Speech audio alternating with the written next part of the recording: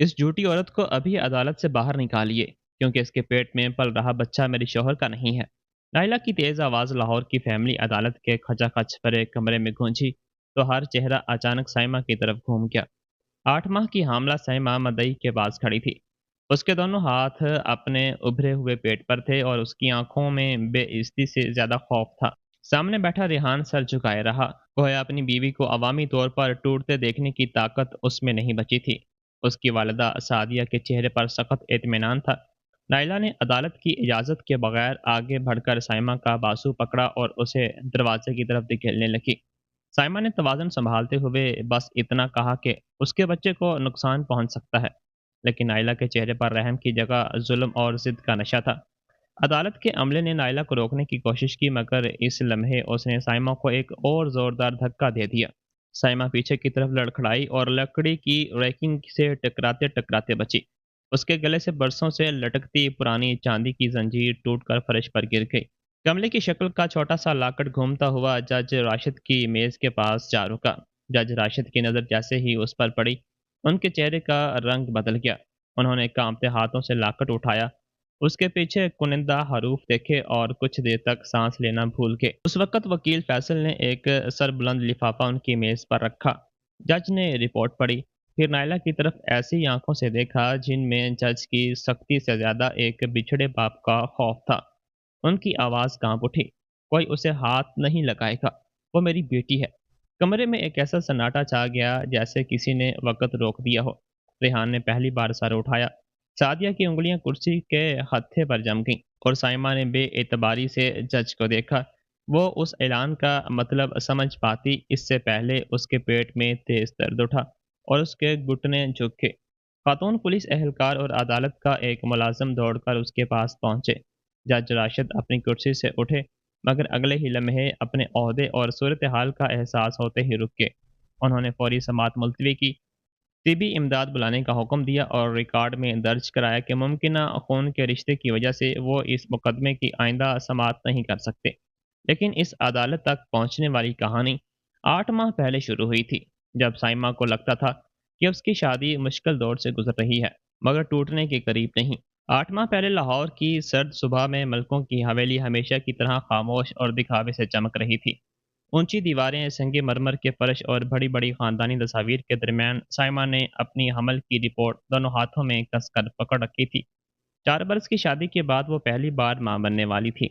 उसने सोचा था कि रेहान यह खबर सुनकर वैसे ही मुस्कुराएगा जैसे शादी के इब्तदाई दिनों में छोटी सी खुशी पर मुस्कुराया करता था। मगर उस सुबह रेहान नाश्ते की मेज़ पर बैठा लगातार फ़ोन देख रहा था। साइमा ने रिपोर्ट उसके सामने रखी, तो उसने मुश्किल से ऊपर देखा।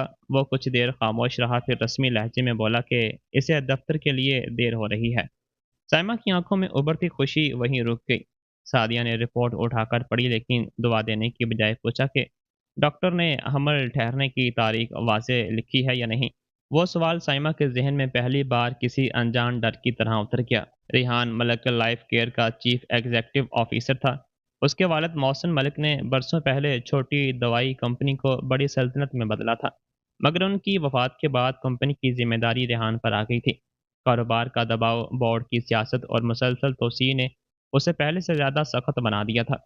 फिर भी साइमा जानती थी कि उसकी दूरी सिर्फ काम की वजह से नहीं थी।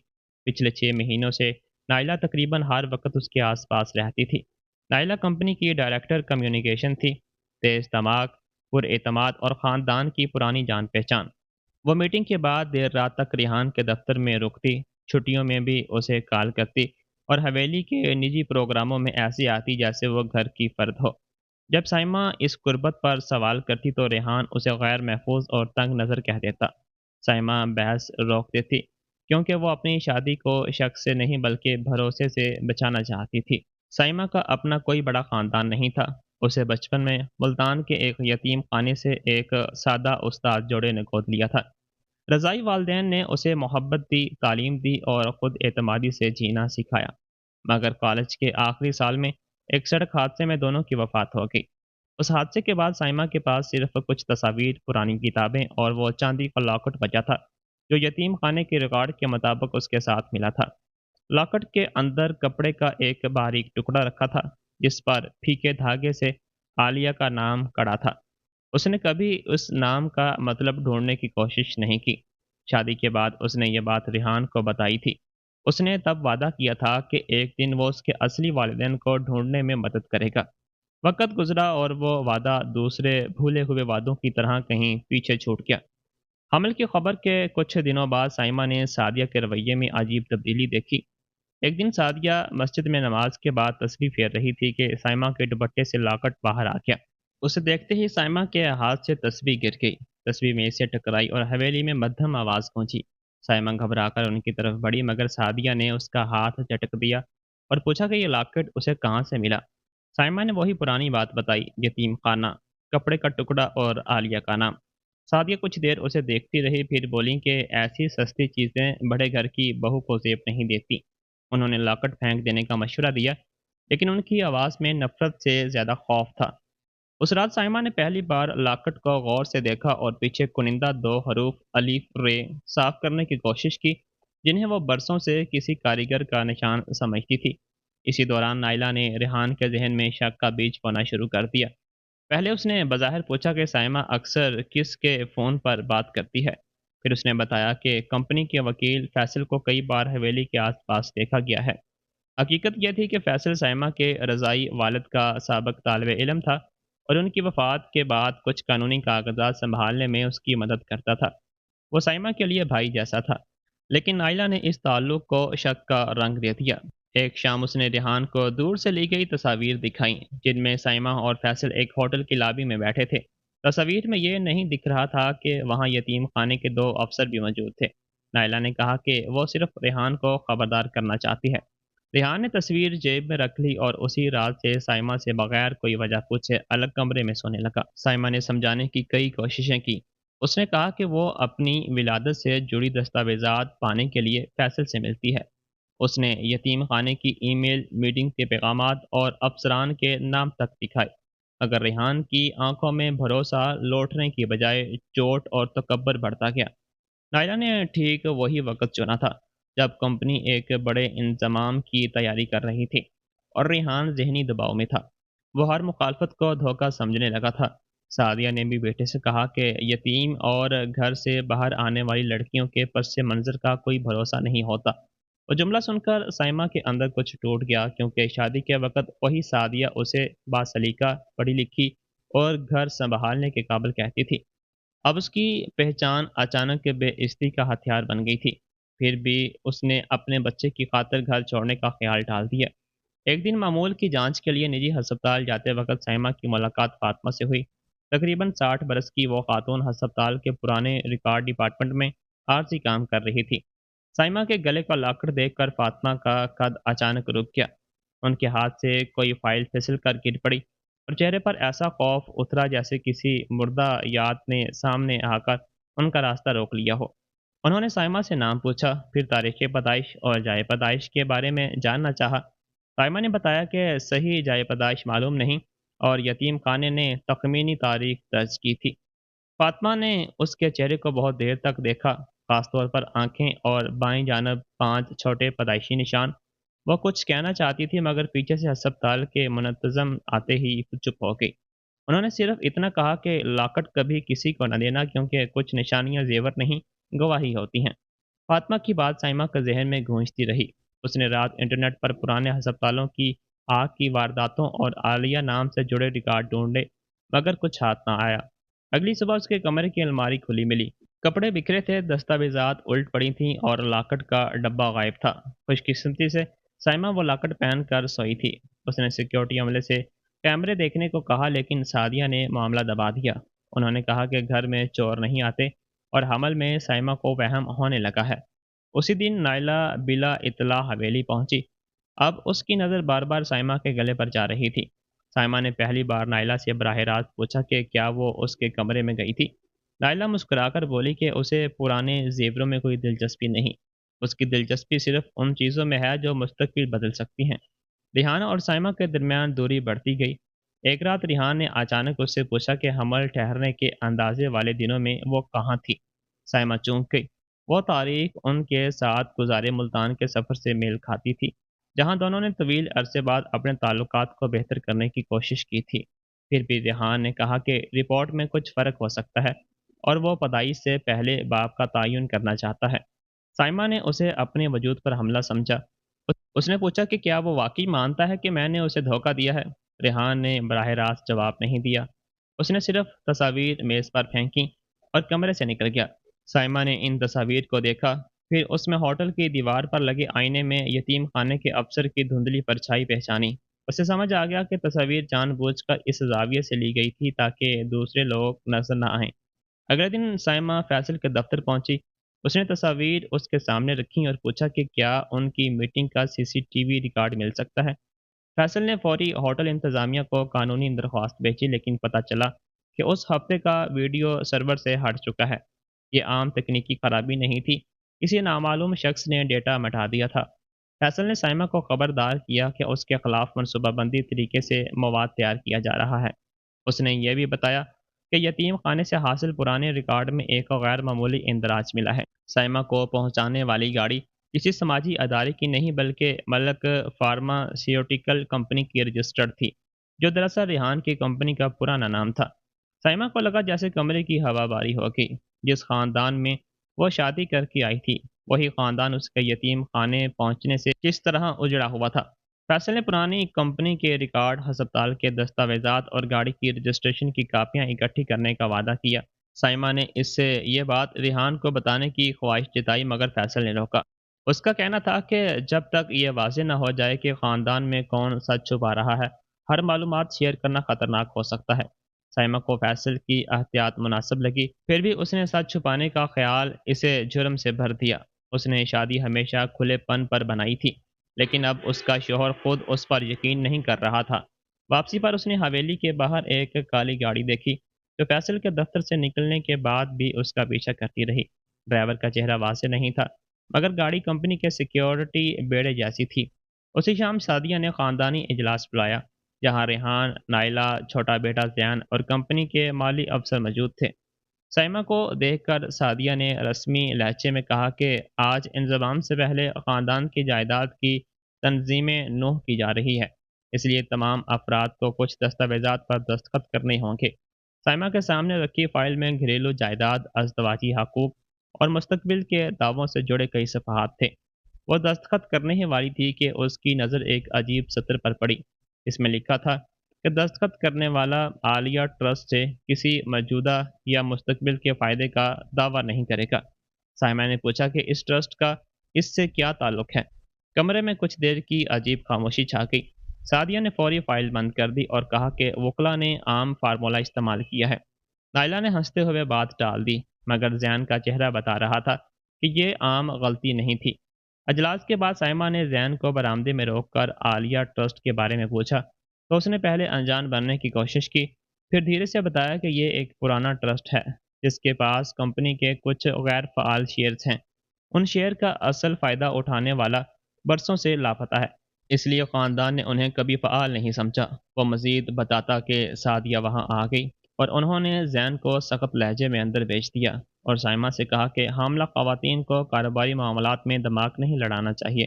سائمہ نے پہلی بار پلٹ کر کہا کہ جس دستاویز پر اس کے دستخط مانگے جا رہے ہیں، اسے سمجھنا اس کا حق ہے۔ سعدیہ کی آنکھوں میں اسی لمحے کھلی دشمنی آ گئی۔ رات کو ریحان دیر سے لوٹا، اس کی خاموشی وہی تھی جو آنکھوں سے زہر ہوتی تھی۔ سائمہ نے کچھ نہیں پوچھا، اس نے صرف عالیہ ٹرسٹ والا صفحہ اس کے سامنے رکھ دیا۔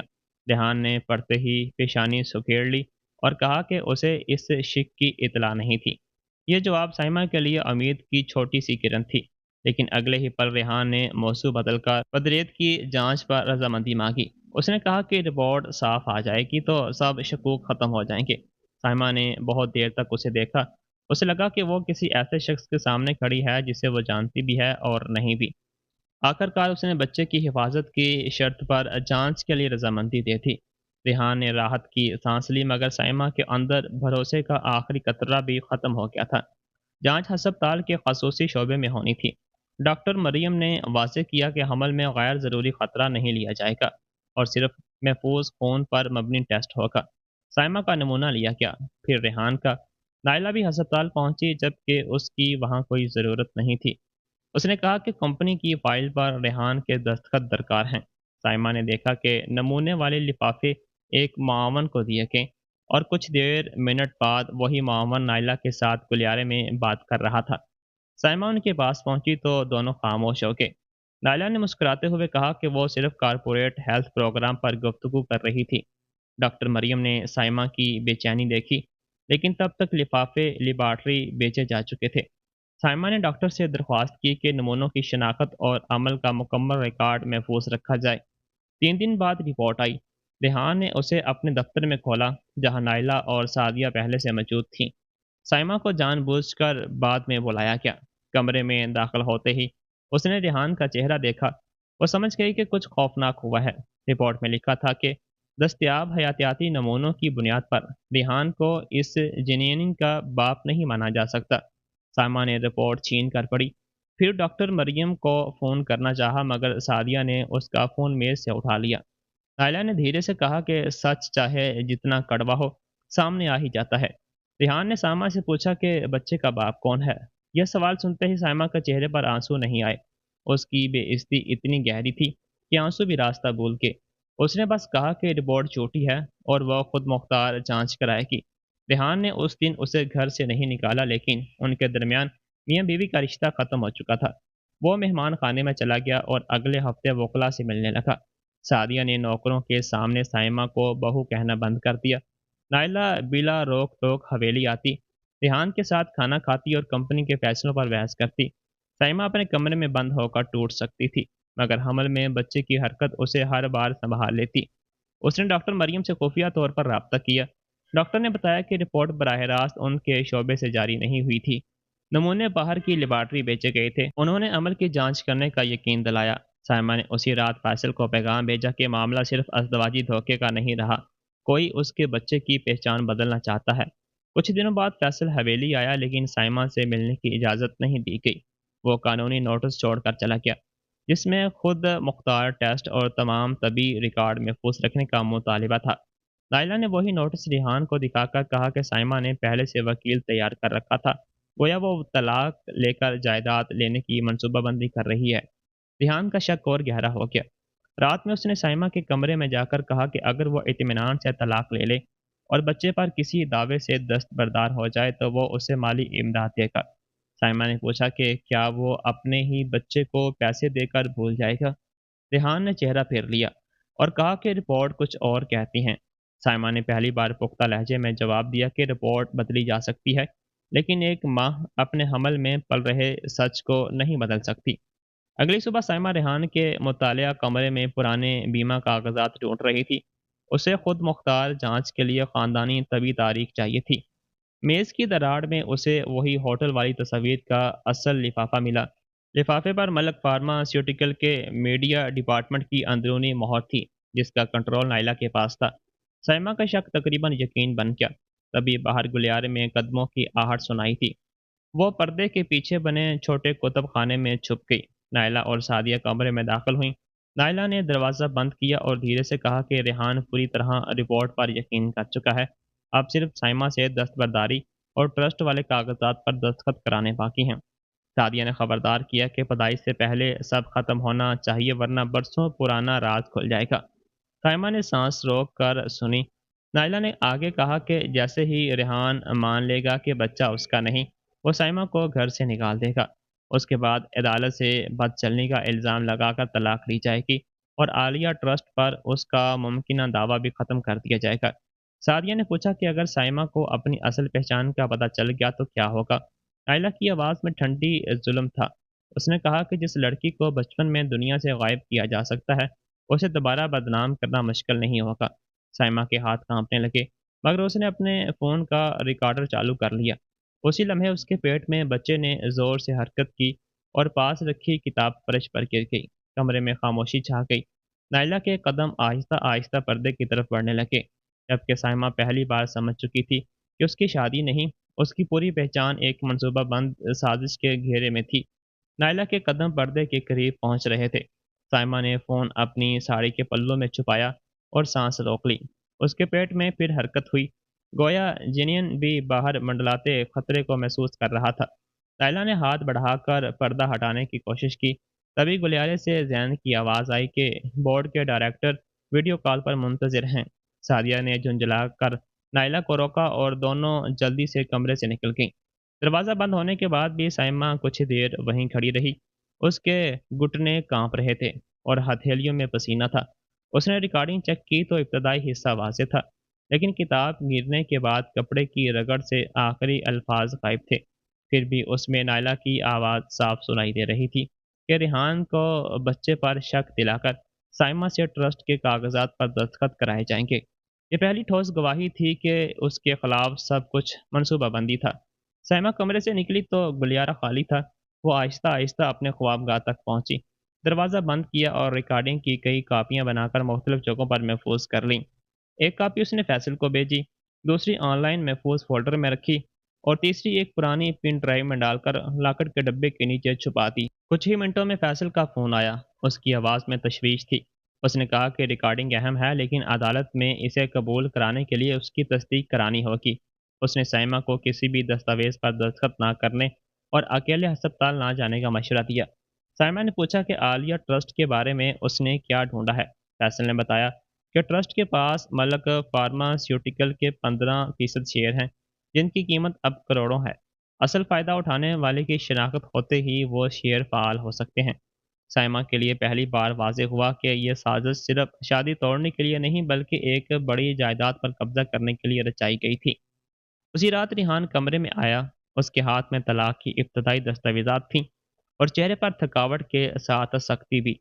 उसने कहा कि ज़ाती तनाज़े की वजह से कंपनी की साख मुतासर हो रही है, इसलिए मामले को मीडिया तक पहुंचाने से पहले खामोशी से ख़त्म करना बेहतर होगा। उसने साइमा के सामने तजवीज़ रखी कि वह लाहौर में एक फ्लैट, माहाना खर्च और बच्चे की पैदाइश तक तभी सहूलत देगा, बशर्तिया कि वह शादी की जायदाद और ख़ानदान के नाम पर कहीं दावा न करे। साइमा ने दस्तावेज़ात उठाकर पढ़ी। इसमें फिर भी आलिया ट्रस्ट की शिक थी, जिसे नए अल्फाज में छुपाया गया था। उसने रेहान से पूछा कि जिस ट्रस्ट को वो जानता तक नहीं, उसका उसे हक छोड़ने की शर्त बार बार क्यों लिखी जा रही है। रेहान बेचैन हो गया। उसने कहा कि ये वकला की आम जुबान होगी। साइमा ने दस्तावेजात उसके सामने रख दी और पुरसकून लहजे में कहा कि वो अपने बच्चे और अपनी पहचान का हक किसी सहूलत के बदले नहीं छोड़ेगी। रेहान का सब्र टूट गया। उसने कहा कि साइमा इस बच्चे को ढाल बनाकर खानदान को ब्लैकमेल कर रही है। साइमा के अंदर बरसों का दबाव और दर्द एक पल को उभरा, लेकिन उसने आवाज़ बुलंद नहीं की। उसने पूछा कि क्या 4 बरस का साथ, उसकी वफादारी और वो रातें जिनमें उसने कंपनी के बहरान के दौरान रेहान का साथ दिया था, एक मशकूक रिपोर्ट से मुकम्मल तौर पर बेमानी हो गए। रेहान ने जवाब देने की बजाय फैसल का नाम लिया और इल्ज़ाम लगाया कि साइमा ने पहले से कानूनी रास्ता तैयार कर रखा है। साइमा ने होटल की तस्वीर का असल लिफाफा उसके सामने रख दिया, जिस पर नाइला के शोबे की मोहर थी। रेहान कुछ देर खामोश रहा, मगर उसने फौरी कहा कि कोई भी शख्स कंपनी का लिफाफा इस्तेमाल कर सकता है। यह जवाब साइमा को बताया गया कि रेहान सच से ज़्यादा अपनी चोट का दिफा करना चाहता है। वो कमरे से निकला, लेकिन जाते वक्त दस्तावेजात वहीं छोड़ गया। साइमा ने उसकी तस्वीर लेकर फैसल को भेज दी। अगले दिन मलक फार्मास्यूटिकल के हेड ऑफिस में नाइला ने रेहान को बताया कि साइमा कंपनी के खिलाफ मुकदमा दायर करने की तैयारी कर रही है। उसने दावा किया है कि फैसल ने कई माली दस्तावेजात मांगी हैं और मीडिया में बात फैलने से कंपनी का इंजमाम रुक सकता है। रेहान ने पूछा कि ट्रस्ट की शीक तलाक की दस्तावेजात में किसने शामिल की। नाइला ने बगैर घबराहट फाइनेंस डिपार्टमेंट पर इल्ज़ाम डाल दिया। उसने कहा कि पुराने मुआहिदों की वजह से तमाम ख़ानदानी दस्तावेजात में ये शिक शामिल होती है। तभी ज़ैन कमरे में आया और बोला कि उसने ऐसा कोई असूल पहले नहीं देखा। नायला ने उसकी तरफ ठंडी नज़र से देखा। उसने कहा कि छोटे भाई को कयासात की बजाय कारोबार समझना चाहिए। रेहान ने दोनों को चुप कराया, लेकिन ज़ैन ने पहली बार महसूस किया कि नायला सिर्फ ख़ानदान की दोस्त नहीं रही थी, वो कंपनी के हर हसास दस्तावेजात तक रसाई हासिल कर चुकी थी और रेहान के फैसलों को अपनी मर्जी के मुताबिक मोड़ रही थी। हवेली में सादिया ने साइमा पर नया दबाव डालना शुरू किया। उन्होंने नौकरों को उसके कमरे में खाना पहुंचाने से मना कर दिया और कहा कि जिसे ख़ानदान पर भरोसा नहीं, वो ख़ानदानी सहूलियात का इस्तेमाल भी न करे। साइमा हमल की वजह से थक जाती थी। फिर वो खुद बावर्ची खाने जाकर हल्का खाना तैयार करती। पुराना बावर्ची मौसम चुपके से उसकी मदद करता था। जिसकी इतला सादिया को मिली तो उसे नौकरी से निकालने की धमकी दी गई। साइमा ने मौसम को रोक दिया क्योंकि वो किसी और की रोज़ी अपनी वजह से खतरे में नहीं डालना चाहती थी। उसी दिन नायला महंगे तोहफ़े के साथ हवेली में दाखिल हुई और सादिया को आइंदा फलाही तकरीब का मंसूबा दिखाने लगी। साइमा ने देखा कि नायला नौकरों को हुक्म दे रही है कि जबकि रेहान इस तब्दीली पर कोई एतराज़ नहीं कर रहा था। उसे पहली बार एहसास हुआ कि नायला उसका मुकाम सिर्फ जज्बाती तौर पर नहीं बल्कि कानूनी और समाजी तौर पर भी लेने के लिए तैयारी कर रही थी। साइमा ने डॉक्टर मरियम से अस्पताल के बाहर मिलने का फैसला किया। दोनों एक ख़ास कैफ़े में मिले जहां डॉक्टर ने बताया कि लेबॉर्ट्री से आए डिजिटल रिकॉर्ड में संगीन बेज़ाब्तगी है। साइमा और रेहान के नमूने को जो बार कोड दिए गए थे वो रिपोर्ट जारी होने से कुछ घंटे पहले तब्दील किए गए थे। अस्पताल के निज़ाम में ये तब्दीली एक बैरूनी इंतज़ामी अकाउंट से की गई थी जिसका ताल्लुक मलक फार्मास्यूटिकल के कॉरपोरेट हेल्थ डिपार्टमेंट से था। डॉक्टर मरियम ने कहा कि वो बगैर रस्मी जांच के किसी पर इल्ज़ाम नहीं लगा सकती, लेकिन रिपोर्ट काबिल एतबार नहीं है। उन्होंने खुद मुख्तार लेबॉर्ट्री में वो दोबारा जांच कराने का मशवरा दिया, मगर रेहान के नमूने के बगैर टेस्ट मुमकिन नहीं हो सकता था। वो जानती थी कि उसे ऐसे सबूत चाहिए जो रेहान के सामने सिर्फ जज्बाती नहीं बल्कि साइंसी सच बोल सकें। कैफ़े से बाहर निकलते वक्त साइमा ने वही काली गाड़ी देखी जो पहले फैसल के दफ्तर से उसका पीछा कर चुकी थी। उसने टैक्सी लेने के बजाय पास की भीड़ वाली मार्केट की तरफ जाना शुरू कर दिया।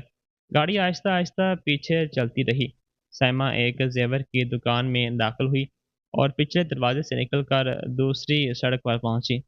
अमल की वजह से तेज़ चलना मुश्किल था, फिर भी उसने अपनी रफ्तार बरकरार रखी। उसने फैसल को पैगाम भेजा और करीबी पुलिस मदद मरकज़ में पहुंच गई। गाड़ी वहां तक नहीं आई। फैसल ने फौरी अपने मामन को भेजा और साइमा को घर पहुंचाने का इंतज़ाम किया। रास्ते में साइमा ने कहा कि अगर सिर्फ दस्तावेजात पर दस्तखत करवाना ही मकसद होता तो उसका पीछा करने की ज़रूरत नहीं थी। किसी को खौफ था कि वो किसी ऐसे शख्स तक पहुंच रही है जो माजी का सच जानता है। तभी उसे फातिमा की बात याद आई कि कुछ निशानियां जेवर नहीं गवाही होती हैं। फैसल ने पुरानी गाड़ी के रिकॉर्ड की जांच आगे बढ़ाई। मलक फार्मा की वो एम्बुलेंस जिससे नामालूम बच्ची को मुल्तान भेजा गया था, उसका ड्राइवर बरसों पहले मर चुका था, मगर सफ़र की इजाज़त पर सादिया के दस्तखत थे। यह हकीकत देखकर फैसल भी हैरान रह गया। उसने साइमा को फौरी सब कुछ नहीं बताया क्योंकि दस्तावेजात की तस्दीक शुदा काफ़ी अभी नहीं मिली थी। उसने सिर्फ इतना कहा कि मलक ख़ानदान का ताल्लुक उसके माजी से अंदाजे से ज़्यादा गहरा है। साइमा ने इसरार किया कि वो इससे कुछ न छुपाए। फैसल ने उसे जताया कि अधूरी मालूमात के साथ सादिया का सामना करना खतरनाक होगा। उसने साइमा को फातिमा तक पहुंचने का मशवरा दिया क्योंकि वही हस्पताल और बच्चे की मुंतकली के दरमियान जिंदा खड़ी थी। फैसल ने हस्पताल के पुराने मुलाजमीन की फहरिस्त से फातिमा का पता ढूंढा और साइमा से अकेले ना जाने का वादा लिया। उसी शाम जैन चुपके से साइमा के कमरे में आया। उसने बताया कि फाइनेंस डिपार्टमेंट के सर्वर पर आलिया ट्रस्ट की फ़ाइल 2 दिन पहले नायला के अकाउंट से खोली गई थी। फ़ाइल में फ़ायदा उठाने वाले की तख़मीनी तारीख़ पैदाइश, शनाख्त की शर्तें और शेयर्स के फ़ाल होने की हदूद दर्ज थीं। जैन ने स्क्रीन की तस्वीर पर अपने फ़ोन में महफूज कर ली थी। उनमें लिखा था कि अगर लापता फ़ायदा उठाने वाला अपनी 27वीं सालगिरह से पहले ज़िंदा और तस्दीक शुदा पाया जाता है, तो शेयर्स बराह रास्त उसके नाम मुंतकिल हो जाएंगे।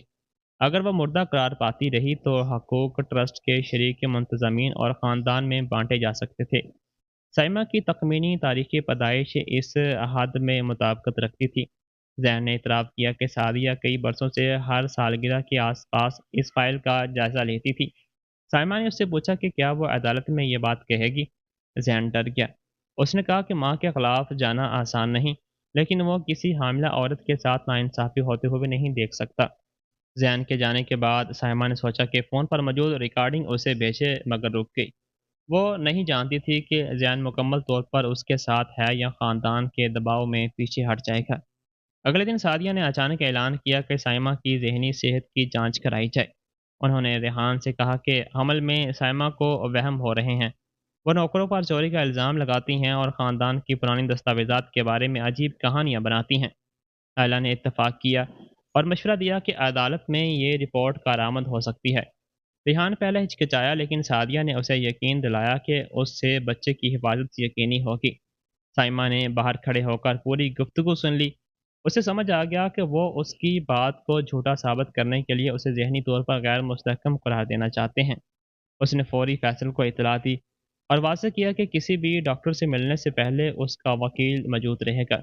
سائمہ نے قانونی نوٹس بھیج کر بغیر رضامندی کے کسی ذہنی ٹیسٹ کو روک دیا۔ اس سے سعدیہ کا غصہ اور بڑھ گیا۔ انہوں نے فاطمہ کو خاندانی مسجد میں بلا کر کہا کہ اگر وہ اطمینان سے چلی جائے تو سب کچھ باوقار طریقے سے ختم ہو سکتا ہے۔ سائمہ نے پوچھا کہ کیا عزت کا مطلب جھوٹی رپورٹ کے آدھار پر الزام اور جنین بچے کو مسترد کرنا ہے؟ سعدیہ نے پہلی بار اپنا تحمل کھو دیا۔ انہوں نے کہا کہ سائمہ اس گھر میں صرف ریحان کی بیوی ہونے کی وجہ سے آئی تھی، اس کے اپنے نام کی کوئی حیثیت نہیں تھی۔ سائمہ نے خاموش لہجے میں جواب دیا کہ شاید یہی بات انہیں سب سے زیادہ ڈراتی ہے، اس کا اصلی نام ابھی سامنے نہیں آیا تھا۔ سعدیہ کے چہرے پر خوف کی جھلک ابھری، مگر انہوں نے فوراً اسے غصے میں چھپا لیا۔ انہوں نے سائمہ کا لاکٹ پکڑنے کی کوشش کی، لیکن سائمہ پیچھے ہٹ گئی۔ اسی لمحے نائلہ دروازے پر نمودار ہوئی اور دونوں خواتین کی آنکھوں میں ایک ہی بے چینی دیکھ کر سائمہ کا شک اور گہرا ہو گیا۔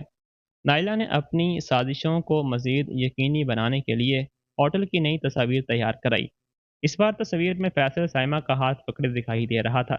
حقیقت میں وہ کچھ ہفتے پہلے ہسپتال کی سیڑھیوں پر چکر آنے کی وجہ سے گرنے والی تھی اور فیصل نے اسے سنبھالا تھا۔ تصویر کو اس طرح کاٹا گیا کہ ہسپتال کا کوئی بورڈ یا آس پاس کا لوگو نظر نہ آئے۔ نائلہ نے انہیں ریحان کو دکھاتے ہوئے کہا کہ سائمہ اب بھی فیصل سے مل رہی ہے۔ ریحان نے بغیر تصدیق کیے تصاویر طلاق کے وکیل کو بھیج دی۔ اس رات اس نے سائمہ سے کہا کہ عدالت فیصلہ کرے گی کہ کون سچ بول رہا ہے۔ سائمہ نے پہلی بار اس کی آنکھوں میں سیدھے دیکھتے ہوئے کہا کہ عدالت سے پہلے اس کا اپنا ضمیر فیصلہ کرے گا، اور وہ فیصلہ اسے زندگی بھر یاد رہے گا۔ ریحان کچھ کہنا چاہتا تھا مگر نائلہ کا فون آتے ہی وہ باہر چلا گیا۔ سائمہ نے سمجھ لیا کہ وہ ابھی سچ سننے کے لیے تیار نہیں تھا۔ اگلی صبح فیصل سائمہ کو لے کر فاطمہ کے گھر پہنچا۔ شہر سے باہر ایک پرانے محلے میں بنا وہ چھوٹا سا مکان اندر سے بہت منظم تھا۔ دیواروں پر ہسپتال کے ملازمین کی برسوں پرانی تصاویر لگی تھی۔ ایک تصویر میں نوجوان فاطمہ سفید وردی میں کھڑی تھی۔ وہ ان کے پاس ایک خوبصورت خاتون نومولود بچی کو گود میں لیے مسکرا رہی تھی۔ سائمہ اس تصویر کے سامنے رک گئی۔ خاتون کی آنکھیں اس کی آنکھوں جیسی تھیں اور بائیں جانب وہی چھوٹا سا پیدائشی نشان تھا۔ فاطمہ نے تصویر اتار کر کانپتے ہاتھوں سے اسے پکڑ دیا۔ انہوں نے بتایا کہ وہ خاتون عادلہ تھیں، ایک معروف سماجی کارکن اور ضلعی جج آصف کی بیوی۔ ان کی بیٹی عالیہ اسی ہسپتال میں پیدا ہوئی تھی۔ فاطمہ نے سائمہ کے لاکٹ کو تصویر کے پاس رکھا۔ عادلہ کے گلے میں بھی ویسا ہی کملے کا لاکٹ تھا۔ سائمہ کی آنکھوں میں آنسو آ گئے، لیکن فاطمہ نے فوراً کہا کہ مماثلت ثبوت نہیں ہوتی۔ انہوں نے بتایا کہ ہسپتال میں آگ والی رات ریکارڈ روم میں دھواں پھیل گیا تھا۔ نومولود بچیوں اور کچھ بچوں کو دوسری عمارت میں منتقل کیا گیا، مگر عالیہ اچانک غائب ہو گئی۔ اگلے دن انتظامیہ نے اسے مردہ قرار دے دیا، جبکہ کسی نے اس کا جسم نہیں دیکھا تھا۔ فاطمہ نے احتجاج کیا تو انہیں نوکری سے نکالنے کی دھمکی دی گئی۔ کچھ گھنٹوں کے بعد سعدیہ نے انہیں بلا کر کہا کہ بچی محفوظ ہے اور خاتون کی ساکھ بچانے کے لیے اسے دور بھیجنا ضروری ہے۔ فاطمہ نے خوف اور الجھن میں ایمبولینس تیار کروائی، مگر انہوں نے خود بچی کو ملتان تک نہیں پہنچایا۔ راستے میں گاڑی تبدیل کر دی گئی تھی۔ انہوں نے برسوں تک جرم کے احساس میں زندگی گزاری، کیونکہ انہیں نہیں پتا تھا کہ بچی زندہ بچی یا نہیں۔ سائمہ کے سامنے بیٹھی بزرگ خاتون اب اپنے آنسو نہیں روک پا رہی تھی۔ فیصل نے پوچھا کہ سعدیہ نے ایک جج کی بچی کو کیوں ہٹایا ہوگا۔ فاطمہ کچھ دیر خاموش رہیں۔ انہوں نے بتایا کہ عادلہ نے ملک خاندان کے ساتھ مل کر غریب خواتین کے لیے ہسپتال اور ادویات کی امداد چلائی تھی۔ عادلہ نے چند دن پہلے مالی بے ضابطگیوں کے ثبوت پائے تھے۔ بڑی رقم جعلی دوائی کمپنی کے ذریعے غائب کی جا رہی تھی۔ عادلہ نے کہا تھا کہ وہ دستاویزات حکام کو سونپے گی، چاہے اس میں کوئی بھی بڑا نام شامل ہو۔ اسی ہفتے آگ لگی، ریکارڈ تباہ ہوئے اور ان کی بیٹی غائب ہو گئی۔ صدمے کے بعد عادلہ ذہنی طور پر ٹوٹ گئی۔ آسمہ نے جانچ کی کوشش کی، لیکن ہسپتال کے تمام گواہ پیچھے ہٹ گئے۔ فاطمہ نے اعتراف کیا کہ وہ بھی ڈر گئی تھی۔ ان کے شوہر بیمار تھے اور ایک نامعلوم شخص نے ان کے گھر آ کر دھمکی دی تھی کہ اگر انہوں نے منہ کھولا تو ان کے خاندان کو نقصان ہوگا۔ سائمہ نے پوچھا کہ کیا آصف نے کبھی اپنی بیٹی کو ڈھونڈنے کی کوشش نہیں کی۔ فاطمہ نے کہا کہ انہوں نے برسوں تک نجی جانچ کروائی، مگر انہیں غلط اطلاعات دی جاتی رہیں۔ کبھی کہا گیا بچی بیمار ہو کر مر گئی، کبھی بتایا کہ کسی غیر ملکی خاندان نے گود لے لیا۔ فاطمہ کے پاس اس بات کا ثبوت نہیں تھا کہ ملتان کے یتیم خانے کو طویل عرصے تک کسی نامعلوم اکاؤنٹ سے رقم بھیجی گئی۔ साइमा ने यह सुनकर कड़े लहजे में पूछा कि क्या आसफ खुद इस अकाउंट के पीछे थे। फातिमा ने कहा कि वो यकीनी नहीं थी। उन्होंने सिर्फ बैंक की पुरानी रसीदें पर अलिफ रे हरूफ देखे थे। साइमा ने अपने लाकड़ के पीछे खुदे वही हरूफ याद किए। उसके जहन में उम्मीद और गुस्सा एक साथ उठे। अगर आसफ जानते थे कि वो जिंदा है तो उन्होंने उसे अपने पास क्यों नहीं लाया, और अगर वो नहीं जानते थे तो कोई उनके नाम का इस्तेमाल क्यों कर रहा था। फातिमा अंदर के कमरे में गई और लोहे का पुराना संदूक खोलकर एक जर्द लिफाफा बाहर लाई। उसमें अस्पताल की ड्यूटी लिस्ट, एम्बुलेंस रजिस्टर्ड की एक कॉपी और एक अधूरा पैदाइश का सर्टिफिकेट था। सर्टिफिकेट पर बच्ची का नाम आलिया, माँ का नाम आदला और बाप का नाम आसफ लिखा था। तारीख पैदाइश वही थी जिसे यतीम खाने ने साइमा की तखमीनी तारीख पैदाइश के तौर पर दर्ज किया था। दस्तावेज के कोने पर खून जैसा पुराना दाग था और नीचे डॉक्टर के दस्तखत अधूरे थे। फैसल ने हर कागज की तस्वीर ली। तभी बाहर मोटरसाइकिल रुकने की आवाज़ आई। फातिमा खिड़की तक गई और फौरन पर्दा खींच लिया। उन्होंने कहा कि 2 दिनों से कोई उनके घर पर नज़र रख रहा है। फैसल ने पुलिस को इतला देने का मशवरा दिया, लेकिन फातिमा ने डरते हुए इनकार कर दिया। उनके मुताबिक मलक ख़ानदान के पुराने ताल्लुकात पुलिस और हस्पताल इंतज़ामिया तक फैले हुए थे। साइमा ने फातिमा का हाथ पकड़कर कहा कि अब खामोश रहने से किसी की हिफाजत नहीं होगी। नाइला और सादिया उसके बच्चे की पहचान तक बदलने की तैयारी कर रही थी। फातिमा ने साइमा के चेहरे को देखा और पहली बार उसे बेटी कहकर पुकारा। उन्होंने कहा कि अगर साइमा वाकई आदला है तो उसकी माँ की तरह उसमें भी नाइंसाफ़ी के सामने खड़े होने की ताकत है। फिर उन्होंने अपनी साड़ी की गिरा से एक छोटी पीतल की चाबी निकाली। यह अस्पताल के पुराने रिकॉर्ड रूम की निजी अलमारी की चाबी थी, जिसे आग के बाद बाज़ाब्ता तौर पर तबाह करार दे दिया गया था। फातिमा ने बताया कि उस अलमारी को बाद में अस्पताल के बंद पड़े तहखाने में पहुंचा दिया गया। उसमें आलिया की नर्सिंग रिपोर्ट, बच्चे की शनाख्ती टैग और एम्बुलेंस की असल इजाज़त हो सकती है। उन्होंने खबरदार किया कि तहखाना अब मलक फार्मास्यूटिकल की जायदाद है और बगैर इजाज़त दाखिल होना ख़तरनाक होगा। वापसी के रास्ते पर फैसल ने कहा कि वह जल्दी नहीं करेंगे। पहले चाबी, दस्तावेज़ात और फातिमा के बयान को महफूज किया जाएगा। साइमा ने पूछा कि क्या वो आसफ से रब्ता कर सकते हैं। फैसल ने बताया कि वो इस वक्त लाहौर की फैमिली अदालत में सीनियर जज हैं। उनसे अवामी तौर पर मिलना पूरे मामले को मुतासर कर सकता है। बगैर डीएनए और असल हस्पताल रिकॉर्ड के उनके सामने जाना मुनासिब नहीं होगा। सैमा को ये अजीब बात नागवार लगी कि जो शख्स मुमकिन तौर पर उसका बाप था, वही शायद मुस्तकबिल में उसकी तलाक के मुकदमे की समाअत कर सकता था। उसने फैसला किया कि वो जज्बात के साथ नहीं, बल्कि सबूतों के साथ उनके सामने जाएगी। उसे बाप की गोद नहीं मांगनी थी, पहले ये जानना था कि उसे किसने और क्यों छीन लिया था। हवेली वापसी पर साइमा ने माहौल बदलता पाया। मरकजी कमरे में वकील बैठे थे और मेज़ पर नई दस्तावेजात रखी थी। रिहान ने बताया कि उसने बाज़ाब्ता तलाक की दरख्वास्त दायर करने का फैसला किया है, जिसमें बदचलनी, जहनी अजियत और धोखाधड़ी के इल्ज़ामात शामिल थे। साइमा ने दरख्वास्त पढ़ी तो उसमें दावा किया गया था कि उसने हमल का इस्तेमाल मलक ख़ानदान की जायदाद पर कब्ज़ा हासिल करने के लिए किया था। नायला कुछ फासले पर बैठी थी। वो चेहरे पर जाली हमदर्दी लिए कह रही थी कि ज़ाती बातों का अदालत तक पहुंचना बदकिस्मती है। साइमा ने उसकी तरफ देखा, फिर बगैर कांपे कहा कि अदालत में सिर्फ इल्ज़ाम नहीं बल्कि सबूत भी मांगे जाएंगे। उसने दस्तावेजात कबूल की और दस्तखत करने से इनकार कर दिया। रेहान ने पूछा कि क्या वो लड़ना चाहती है। साइमा ने जवाब दिया कि वो शादी बचाने के लिए बहुत लड़ चुकी है, अब वो सच और अपने बच्चे के लिए लड़ेगी। उस रात रेहान ने साइमा को पैगाम भेजा कि नाइला ने कंपनी की सिक्योरिटी हेड को अस्पताल के पुराने तहखाने की निगरानी बढ़ाने का हुक्म दिया है। साइमा समझ गई कि फातिमा के घर पर नज़र रखने वाले लोगों ने उनकी मुलाकात की इतला दे दी थी। उसने फौरी फैसल को फ़ोन किया। फैसल ने कहा कि अगर अलमारी में वाकई असली सबूत हैं तो नाइला उन्हें तबाह कर सकती है। उन्होंने कानूनी हुक्म लेने का फ़ैसला लिया, लेकिन उसके लिए फ़ातिमा का तहरीरी बयान ज़रूरी था। साइमा ने फ़ातिमा को फ़ोन किया मगर उनका मोबाइल बंद था। कई बार कोशिश करने के बाद भी रब्ता न हो सका। अगले दिन फैसल का मामन उनके घर पहुंचा तो दरवाज़ा खुला मिला। सामान बिखरा था और दीवार से आदला वाली तस्वीर गायब थी। फातिमा वहाँ नहीं थी। पुलिस को इतला दी गई, मगर आसपास के लोगों ने सिर्फ इतना बताया कि रात में एक सफ़ेद वैन घर के सामने देखी गई थी और साइमा के अंदर खौफ की लहर दौड़ गई। उसने खुद को फातिमा के गायब होने के लिए मुद्रे इल्ज़ाम ठहराया, लेकिन फैसल ने कहा कि खामोश रहना अब मुजरमों को और ताकतवर बना देगा। और घर की तलाशी के दौरान बावर्ची खाने के डब्बे में छुपा एक छोटा कागज़ ढूंढ पाए।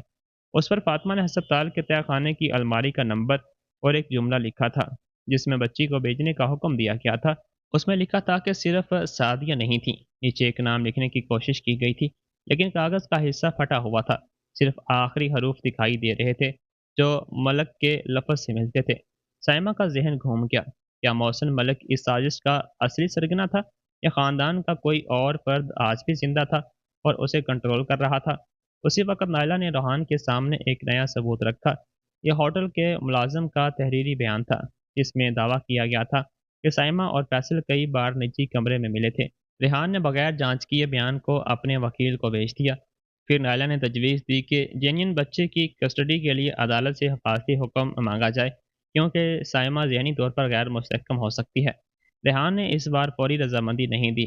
उसने पूछा कि नायला के बच्चे की कस्टडी की इतनी फिक्र क्यों है, जबकि वो मानती है कि बच्चा उसका नहीं। नायला कुछ देर रुकी, फिर बोली कि वो सिर्फ ख़ानदान की साख बजाना चाहती है। रेहान ने पहली बार उसकी आंखों में झूठ की हल्की सी चमक देखी, लेकिन बरसों का गलत फैसला और उसे मान लेने का तकब्बर उसे पीछे खींच लाया। उसने सवाल वहीं छोड़ दिया। साइमा अपने कमरे में बैठी फातिमा की दी हुई चाबी को देख रही थी। उसके सामने 3 रास्ते थे: तहखाने में घुसकर सबूत हासिल करना, पुलिस की सुस्त जान का इंतज़ार करना, या सब कुछ छोड़कर बच्चे के साथ शहर से दूर चले जाना। तीसरा रास्ता सबसे महफूज था, मगर फातिमा की गुमशुदगी और अपने जन्म का सच उसे भागने नहीं दे रहा था। उसने लॉकेट खोलकर अंदर रखा आलिया का नाम वाला कपड़ा देखा।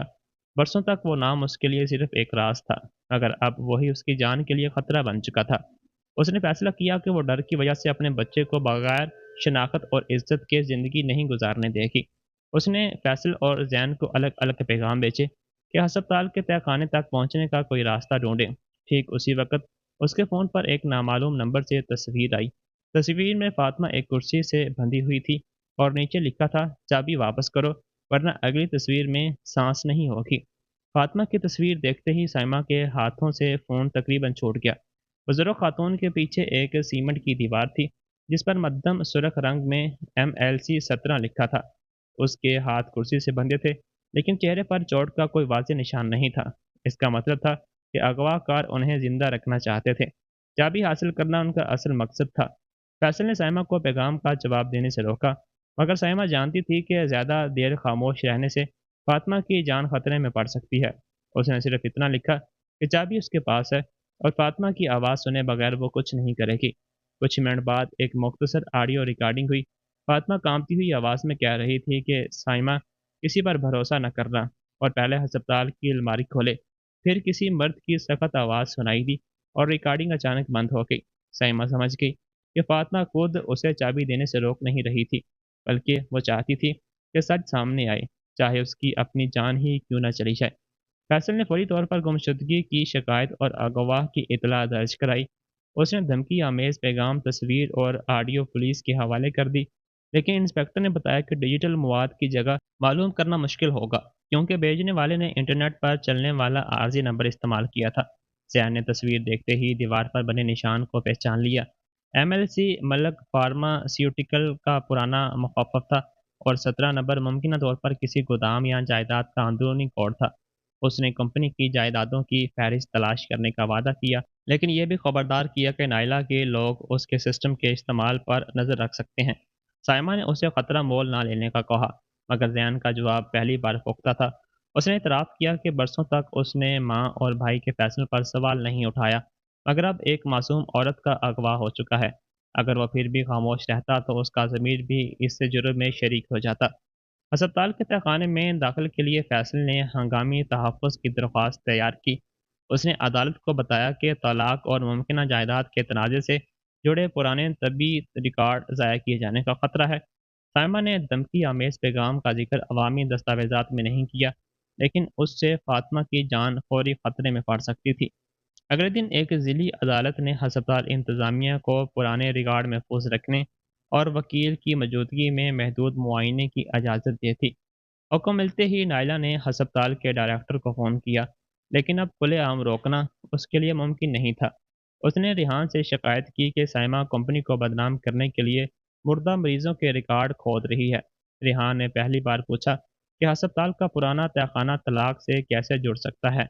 लायला ने जवाब दिया कि साइमा किसी भी पुराने नाम को अपने साथ जोड़कर जायदाद मांग सकती है। रिहान ने कुछ नहीं कहा, मगर उसके चेहरे पर शक की वो लकीर दिखाई दी जो अब साइमा के बजाय नायला की तरफ मुड़ने लगी थी। मुआयने वाले दिन साइमा, फैसल, एक जज, अस्पताल का नुमाइंदा और दो पुलिस अफसरान पुराने अहाते में पहुंचे। नई इमारत के पीछे खड़ा वो हिस्सा बरसों से बंद था। दीवारों पर नमी, टूटे शीशे और धुएं के स्याह निशान अब भी दिखाई देते थे। तहखाने का दरवाज़ा ज़ंग से भरा था, लेकिन फातिमा की पीतल की चाबी अंदर की कई छोटे कमरों के ताले को खोलने के लिए बनी थी। अस्पताल के डायरेक्टर ने दावा किया कि वहाँ सिर्फ बेकार सामान है, मगर उसकी आवाज़ में गैर मामूली घबराहट थी। कमरे का ताला खुलते ही धूल की मोटी तह हवा में फैल गई। अंदर लोहे की कई अलमारियां थीं जिन पर पुराने शोबों के नाम लिखे थे। फातिमा ने बताई हुई नंबर वाली अलमारी दीवार के पीछे लकड़ी के टूटे पैनलों से ढकी हुई थी, गोया किसी ने उसे जानबूझकर छुपाया हो। साइमा ने चाबी ताले में डाली तो वो बगैर किसी मुश्किल के घूम गई।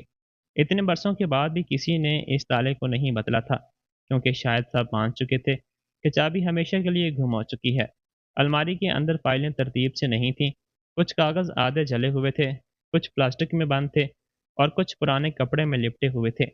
सबसे ऊपर नर्सिंग ड्यूटी रजिस्टर था, जिसमें आग वाली रात फातिमा का नाम दर्ज था। उसके नीचे नौमौलूद बच्चों की शनाख्ती पर्चियाँ रखी थीं। एक पर्ची पर बच्ची आलिया, माँ आदरा लिखा था और उसके साथ एक छोटा कपड़े का टैग था, जिस पर वही कमले का निशान था, जो साइमा के लॉकर पर था। साइमा का जिस्म सुन्न हो गया। उसने टैग को छूने की कोशिश की, मगर जज ने उसे सबूत के तौर पर सील करने का हुक्म दिया। फैसल ने धीरे से कहा कि यह ताल्लुक ज़रूर दिखाता है, मगर अभी खून का रिश्ता साबित नहीं करता।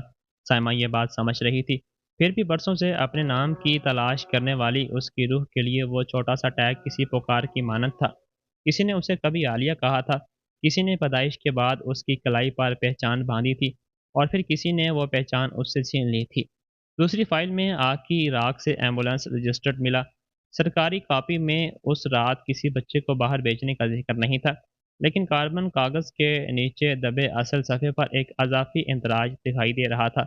उसमें लिखा था कि ख़ास ख़ानदानी हदायत पर एक नौमौलूद बच्ची को आरजी निगहदाश्त के लिए मुल्तान भेजा गया। गाड़ी मलक फार्मास्यूटिकल की थी और इजाज़त के नीचे सादिया के दस्तखत थे। इसके अलावा मोहसन मलक की ज़ाती मोहर भी थी। अस्पताल के नुमाइंदे ने फ़ौरन कहा कि दस्तखत और मोहर जाली हो सकते हैं, लेकिन जज ने दस्तावेज़ात ज़ब्त कर ली। साइमा के सामने अब पहला वाज़ेह सबूत था कि उसे गायब करने में वसीम के वालिदैन का किरदार था। उसे वसीम के लिए एक अजीब सी तकलीफ़ हुई। वो उस जुर्म का हिस्सा नहीं था, क्योंकि तब वो खुद भी बच्चा था, लेकिन आज वो उन्हीं लोगों की बात मानकर अपनी बीवी और बच्चे को मुस्तरद कर रहा था, जिन्होंने कभी एक नौमौलूद की पहचान छीन ली थी। अलमारी के निचले दराज में आदला की लिखी हुई शिकायत की कापी थी। खत अस्पताल के बोर्ड ऑफ ट्रस्टीज को था। उसमें गरीब मरीजों के लिए खरीदी जाने वाली अद्वियात में बड़ी बेज़ाब्तगी का जिक्र था। आदला ने इल्ज़ाम लगाया था कि कई जाली सप्लाई कंपनियों के ज़रिए पैसा बाहर भेजा गया है और कुछ दवाइयाँ घटिया मयार की हैं। उन्होंने तमाम हिसाबात की आज़ादाना जांच का मुतालबा किया था। खत के आखिरी हिस्से में लिखा था कि अगर बोर्ड ने कार्रवाई न की तो दस्तावेज़ात पुलिस और मीडिया के हवाले कर दी जाएगी।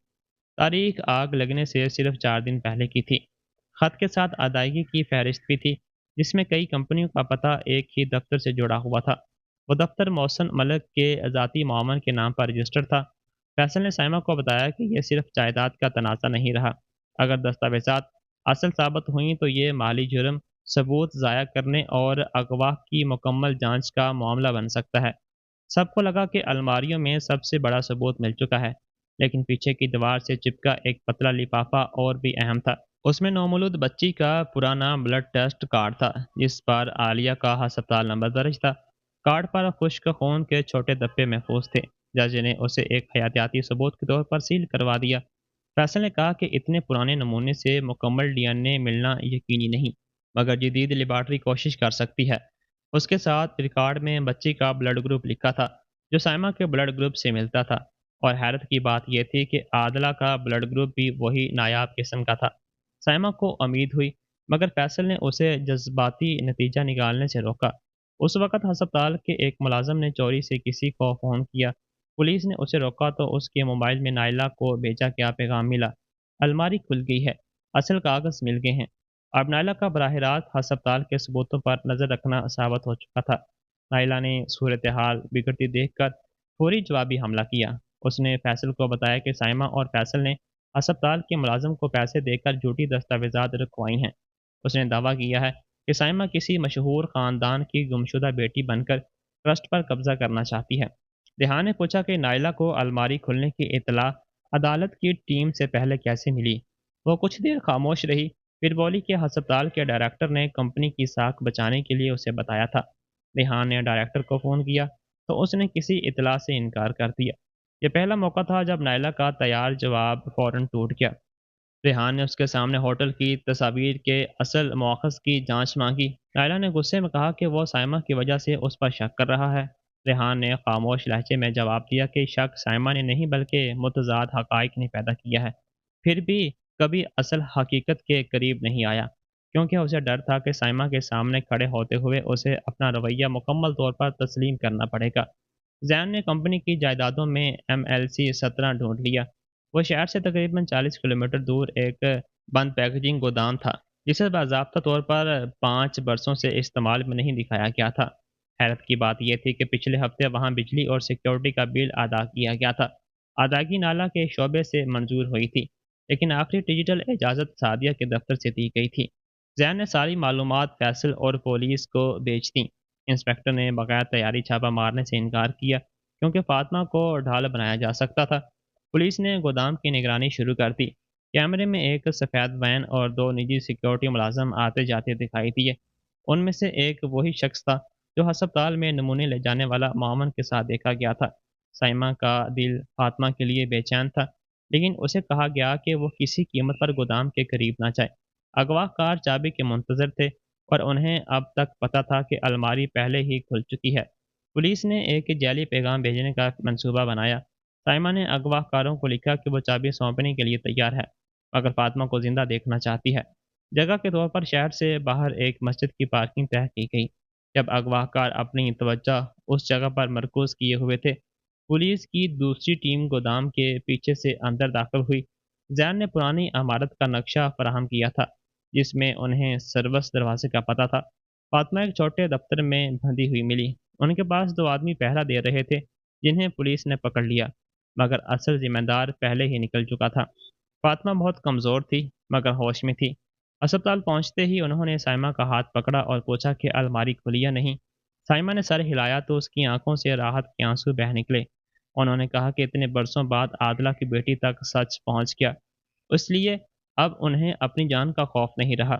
फातिमा के बयान ने कई छुपे हुए राज सामने ला दिए। उन्होंने बताया कि आग हादसा नहीं थी। उस रात रिकॉर्ड रूम में पहले बिजली काटी गई, फिर आतिशगीर केमिकल फैलाए गए।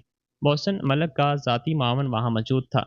आग फैलने के बाद सादिया ने फातिमा को बुलाकर कहा कि आलिया को कुछ दिनों के लिए महफूज जगह भेजना होगा, क्योंकि आदला के दुश्मन बच्ची को नुकसान पहुंचा सकते हैं। फातिमा ने उस वक्त इसे हिफाजती इंतज़ाम समझा, लेकिन एम्बुलेंस निकलने के बाद उन्हें पता चला कि आदला और आसफ को बताया गया है कि उनकी बेटी आग में मर गई है।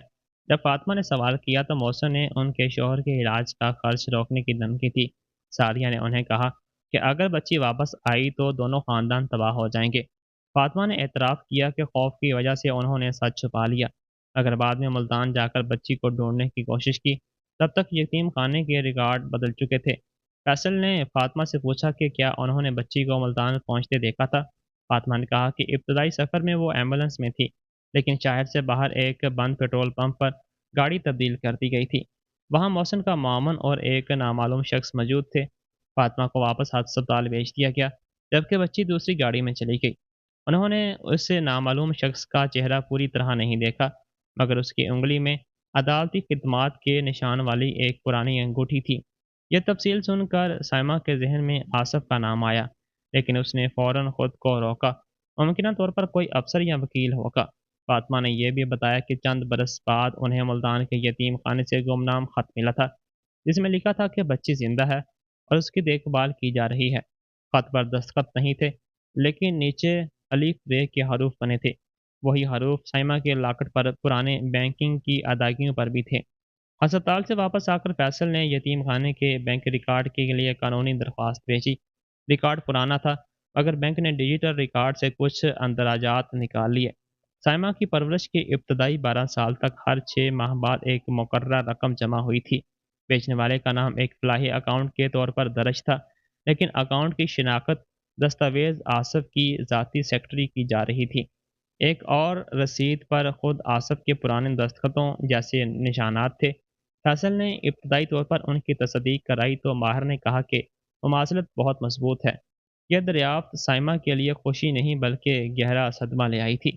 अगर आसफ ने उसके अखराजात के लिए रकम भेजी तो इसका मतलब था कि वो उसके ज़िंदा होने के इम्कानात के बारे में जानते थे। फिर उन्होंने उसे घर क्यों नहीं लाया, उसे यतीम खाने और बाद में एक आम उस्ताद जोड़े के भरोसे पर क्यों छोड़ दिया?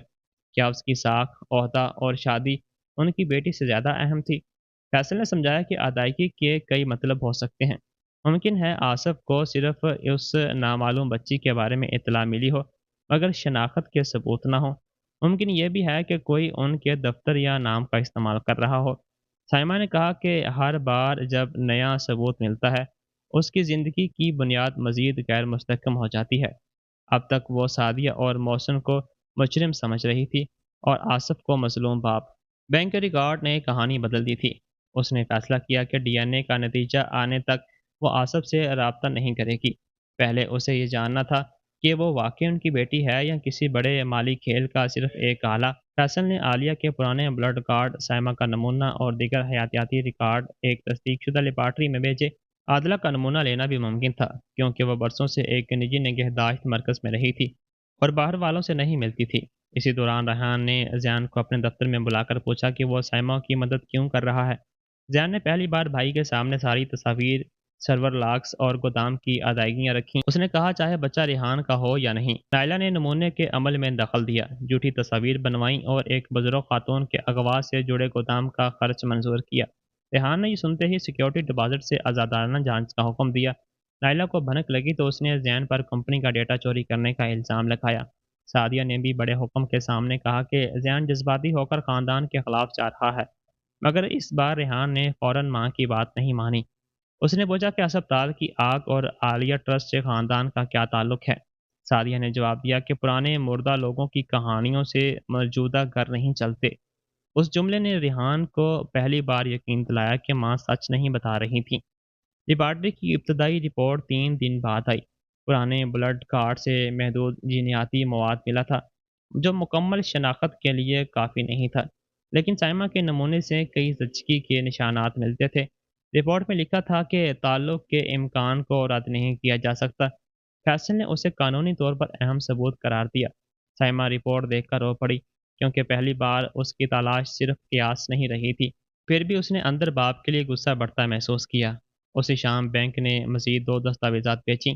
यतीम खाने को अदायगी रोकने का हुक्म उसी साल जारी हुआ था, जब साइमा को उस्ताद जोड़े ने गोद लिया था। उसमें लिखा था कि बच्ची अब एक काबिल एतमाद ख़ानदान में है, आगे राब्ता ज़रूरी नहीं। दस्तखत वाज़े तौर पर आसफ़ के थे। साइमा ने उस दस्तावेज़ को कई बार पढ़ा। उनमें किसी बिछड़े बाप की बेचैनी नहीं थी, सिर्फ एक इंतज़ामी फ़ैसले की ठंडक थी। उसने फैसल से पूछा कि क्या कोई शख्स अपनी बेटी को महफूज ख़ानदान में देखकर उसे भूल सकता है। फैसल ने उसे हतमी नतीजा ना निकालने को कहा, लेकिन इस बार उसके पास भी कोई तसल्ली बख्श जवाब नहीं था। साइमा ने सोचा कि शायद आसफ ने अपनी बीवी की जहनी हालत, अदालती साख या माली घोटाले को बचाने के लिए उसे वापस नहीं बुलाया। अगर ऐसा था तो सादिया ने उसकी ज़िंदगी छीनी और आसफ ने उसे वापस पाने का हक खुद छोड़ दिया। उसकी आंखों में बाप से मिलने की आरज़ू की जगह सख्त सवालात भर के उसने फैसला किया कि जब सामना होगा तो वो बेटी बनकर दुआ मांगने नहीं जाएगी। वो उस यतीम बच्चे की तरह खड़ी होगी जिसे 2 ताकतवर ख़ानदानों ने अपनी सहूलत के लिए ज़िंदा रखा, मुर्दा करार दिया और फिर भुला दिया। आयला ने समझ लिया था कि सबूत उसके काबू से बाहर जा रहे हैं। उसने फौरी ख़ानदानी अदालत में दरख्वास्त दायर की, जिसमें साइमा पर झूठी पहचान अपनाने, कंपनी के खुफिया दस्तावेज़ात चुराने, फैसल के साथ मिलकर ट्रस्ट हड़प करने और उस जीनियन बच्चे को रेहान का बताकर धोखा देने का इल्ज़ाम था। उसने फातिमा के बयान को भी दबाव में लिया गया झूठ करार दिया। درخواست کے ساتھ اس نے سائمہ کی تصاویر، متنازع بدریت رپورٹ اور ذہنی عدم استحکام سے متعلق ایک مشکوک نجی ڈاکٹر کا خط لگایا۔ مقدمہ فوری سماعت کے لیے رجسٹرڈ ہوا۔ عدالت کے خودکار نظام میں درخواست جس بینچ کو بھیجی گئی، اس کا نام دیکھ کر فیصل کا چہرہ سنجیدہ ہو گیا۔ سینئر جج آصف تھے۔ اس وقت جج کے کمرے میں فائل پہنچی۔ آصف نے سر ورق پر سائمہ کا نام اور ممکنہ عالیہ پڑھا، پھر اس کے ساتھ لگے لاٹک کی تصویر دیکھی۔ ان کی انگلیاں کانپنے لگیں، لیکن انہوں نے گھنٹی بجا کر صرف اتنا کہا کہ اس مقدمے کی پہلی سماعت جلد مقرر کی جائے۔ آصف کے سامنے رکھی فائل کے پہلے صفحے پر سائمہ کی تصویر تھی۔ اس میں وہی گہری آنکھیں، بائیں جانب 5 چھوٹے پیدائشی نشان اور گلے میں کملے کا لاکٹ تھا۔ انہوں نے برسوں سے بند اپنی میز کی دراز کھولی اور اندر سے عادلہ کی پرانی تصویر نکالی۔ اس تصویر میں عادلہ اپنی نومولود بچی کو گود میں لیے تھی اور بچی کے گلے میں اسی ڈیزائن کا لاکٹ تھا۔ آصف کی آنکھوں میں نمی تھی، لیکن انہوں نے فوراً خود کو سنبھال لیا۔ ایک جج کے طور پر وہ صرف مماثلت دیکھ کر کوئی رشتہ قرار نہیں دے سکتے تھے۔ انہوں نے عدالت کے رجسٹرار کو بلا کر ہدایت دی کہ تمام فریقین کو اطلاع دی جائے اور ابتدائی سماعت میں صرف سائمہ کی حفاظت، طبی ریکارڈ اور ثبوتوں کے تحفظ پر غور ہوگا۔ انہوں نے فائل میں ایک نوٹ بھی درج کیا کہ اگر ممکنہ مفاد کے ٹکراؤ کی کوئی معتبر بنیاد سامنے آئی تو وہ خود کو مقدمے سے الگ کر لیں گے۔ پہلی سماعت کے دن سائمہ فیصل کے ساتھ عدالت پہنچی۔ اس کا حمل آخری مہینوں میں تھا اور سیڑھیاں چڑھتے وقت اسے بار بار رکنا پڑ رہا تھا۔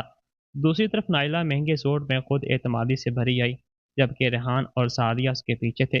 آصف نے سائمہ کی طرف صرف ایک رسمی نظر ڈالی، لیکن وہ نظر ایک لمحے کے لیے ضرورت سے زیادہ ٹھہری۔ سائمہ نے اس کے چہرے میں اپنا بن ڈھونڈنے کی کوشش کی۔ بینک کی ادائیگی کا دستاویز اس کے ذہن میں کاٹنے کی طرح چبھ رہا تھا۔ نائلہ کے وکیل نے دعویٰ کیا کہ سائمہ ایک امیر ٹرسٹ کی لاپتہ وارث بن کر ملک خاندان کو بلیک میل کر رہی ہے۔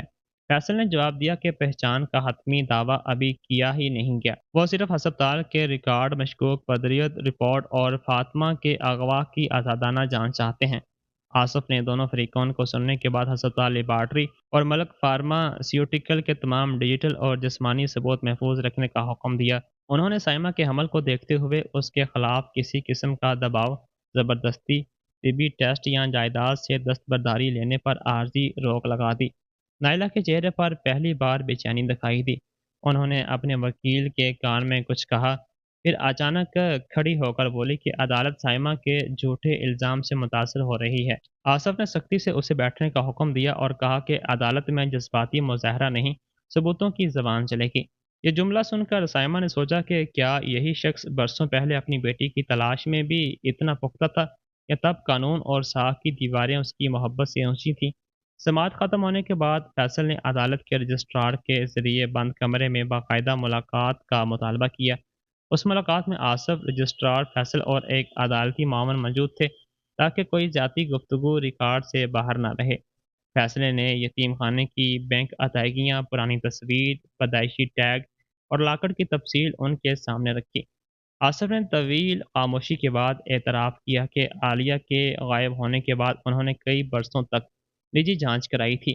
انہیں ایک گمنام اطلاع ملی تھی کہ آگ والی رات ہسپتال سے نکالی گئی بچی ملتان کے ایک آشرم میں ہے۔ انہوں نے اپنے سیکرٹری کے ذریعے وہاں رقم بھیجنا شروع کی، کیونکہ کھلی کارروائی کرتے ہی گواہوں اور بچی کو خطرہ ہو سکتا تھا۔ جب وہ خود یتیم خانے پہنچے تو انہیں بتایا گیا کہ بچی کسی خاندان نے گود لے لی ہے اور کچھ عرصے بعد بیماری سے مر گئی۔ انہیں موت کا سرٹیفکیٹ بھی دکھایا گیا، جو اب جعلی لگتا تھا۔ فیصل نے ادائیگی روکنے والے حکم کے بارے میں سوال کیا۔ آصف کا چہرہ سخت ہو گیا۔ انہوں نے بتایا کہ وہ خط ان کے دستخط کی نقلی کاپی تھی۔ اس وقت ان کا ذاتی سیکرٹری اچانک نوکری چھوڑ کر بیرون ملک چلا گیا تھا اور اس سے متعلق تمام ریکارڈ غائب تھے۔ آصف نے کئی بار یتیم خانے سے رابطہ کیا، مگر ہر بار نیا افسر اور نیا جواب ملا۔ اسی دوران عادلہ کی ذہنی حالت مسلسل بگڑتی گئی۔ وہ ہر بچی میں عالیہ کو ڈھونڈتی اور کئی بار خود کو نقصان پہنچانے کی کوشش کرتی۔ ڈاکٹروں نے انہیں عوامی جان سے دور رکھنے کا مشورہ دیا۔ آصف نے اعتراف کیا کہ انہوں نے ہار نہیں مانی، لیکن اپنی تلاش کو اتنا خفیہ بنایا کہ آخر کار مجرموں کے لیے اسے کنٹرول کرنا آسان ہو گیا۔ انہوں نے کم آواز میں کہا کہ اگر سائمہ واقعی ان کی بیٹی ہے تو باپ کے طور پر ان کی ناکامی کسی قانونی فیصلے سے مٹ نہیں سکتی۔ ملاقات کی اطلاع سائمہ کو دی گئی تو اس کے اندر جذبات کا طوفان اٹھا۔ آصف کی وضاحت سے کچھ سوالوں کے جواب ملے، مگر تمام شکوک ختم نہیں ہوئے۔ اس نے فیصل سے کہا کہ کسی نے ان کے دستخط نقل کی ہوگی۔ یہ ممکن ہے، لیکن برسوں تک بیٹی کو مردہ سمجھ کر جینا بھی ایک انتخاب تھا۔ فیصل نے اسے یاد دلایا کہ وہ اس شخص کی پوری زندگی نہیں جانتی اور حتمی سچ ڈی این اے کے بعد ہی سامنے آئے گا۔ سائمہ نے جواب دیا کہ ڈی این اے خون کا رشتہ بتا سکتا ہے، ترک کرنے اور ذمہ داری کا احساس نہیں۔ پھر بھی وہ ٹیسٹ کے لیے تیار تھی، کیونکہ اب یہ صرف اس کی پہچان کا سوال نہیں تھا۔ ٹرسٹ کے شیئرز، ہسپتال کی آگ، فاطمہ کا اغوا اور اس کے جنین بچے پر حملہ، سب ایک ہی سچ سے جڑے تھے۔